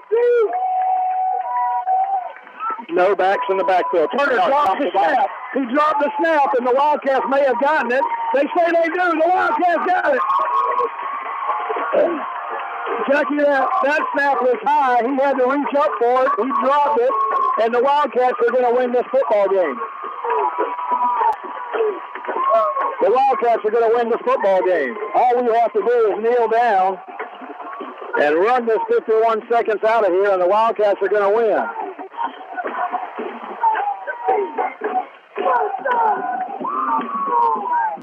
My goodness, what a play and what a turn of events here. All we got to do is down it, Jackie. That's it. The game's over. They got no timeout. We just can't afford to fumble the football here. We need to go under center and just take this thing, snap it to the quarterback, down it. I think we'll have to down it twice. I was singing "Na Na Na Na" to them, but this is their home. Jabari Lewis takes the snap, takes a knee, and it'll run. So we should have to run one more play, I believe, and then the ball game will be over. The Wildcats had a 14-0 lead in this game. We saw it evaporate. We had a 21-14 lead in this game. We saw it evaporate. We trailed by 9 in the fourth quarter, Jackie. We needed 2 scores to win the game, and guess what? We got them. My goodness, what a game, Mike. What a back-and-forth battle. And the Wildcats just would not go away, and they're going to come out with a victory here. And not just a victory, a hard-fought victory over this Yulee Hornet team. And let me tell you something, that's a good Yulee Hornet football team across the way. Unfortunately, they're now 0-2 in the district.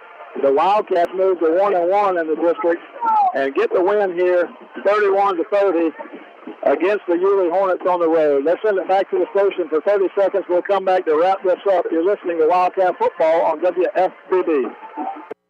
We live in the small towns of North Florida, and we deserve only the finest in healthcare. We're fortunate to have that right here in McClenny at Ed Frazier Memorial Hospital. Here, we receive personalized treatment options that focus on wellness. It's reassuring to know that our doctors are just as qualified as larger hospitals, and our medical technology is the best available. Ed Frazier Memorial Hospital at Baker County Medical Services. The best part? They treat you like family.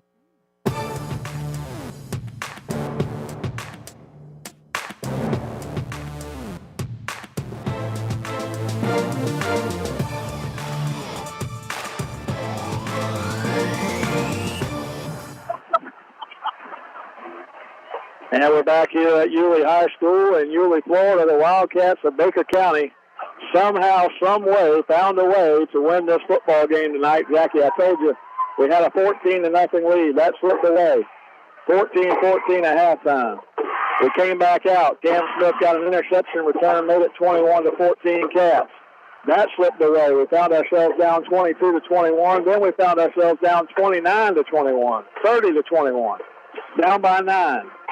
Seemingly out of the ball game, Jackie. We come down. We need 2 scores to win the game. We get a field goal, 24 yards from Blake Mays to make it a 6-point game. We needed a defensive stop to get the ball back. We got it. We had about 4.5 minutes on the clock. We scored with 2 minutes left. Cam Smith went in for a 1-yard touchdown run. Blake Mays added the extra point that made it a 31-30 game. We knew we were going to have to hang on here. They had 2 minutes, a good offense, and our defense got after it. And they made a couple of mistakes there down the end, and we're going to get out of here with a win. My goodness. Can you believe it? Yeah, absolutely not, Mike. I'm going to tell you, I felt like at the start of this game, this Wildcat team was completely dominant. I mean, everything going their way. You know, we playing good offensively, defensively, special teams. Cam Smith with a long touchdown run. Derek Major had the fumble recovery, and then it all just went away. Yulee with all the momentum, just like we thought we were going to waltz into halftime with a 21-0 lead. Next thing we know, we're staring at a tie ball game, 14-14 in the halftime. All the momentum on Yulee's sideline. We come right out. We steal it back. Cam Smith with a pick 6 in the third quarter there to go up 21-14, and then it was all downhill, Mike. Nothing again, going our way. But, man, what persistence from this Wildcat team to just keep getting after it, stick with the game plan. Blake Mays with a huge field goal down there. We're down by 9. Blake Mays kicks a field goal, get us within 6, and the Wildcat offense does the rest. We'll be on the road next week. We'll take on Andrew Jackson next Friday night at 7 o'clock. Coming to you right here on 97.5 WFBB. Stay tuned Monday night at 7 for our Dependable Heating and Air Conditioning Coaches Show. I'm sure Coach Mays is going to be excited to talk about this one. 31-30, the Wildcats get the win. Again, want to thank all the sponsors that made it possible, Jackie. And big day tomorrow. Good luck down at the youth football games in Memorial Stadium down there. And good luck to the middle school Tuesday night. And like I said, listen in to the Coaches Show Monday night, Dependable Heating and Air Conditioning Wildcat Radio Coaches Show.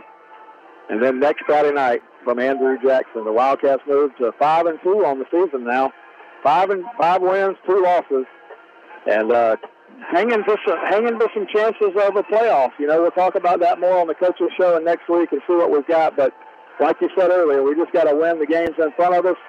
And the Wildcats do that tonight with a good win on the road, 31-30 against Yulee. Thank you to John Meadows and Glenn Baptist for keeping us on the air. We're going to say good night, everybody, and good luck to the Wildcats the rest of the way. We'll talk to you Monday night from the Coaches Show. Good night.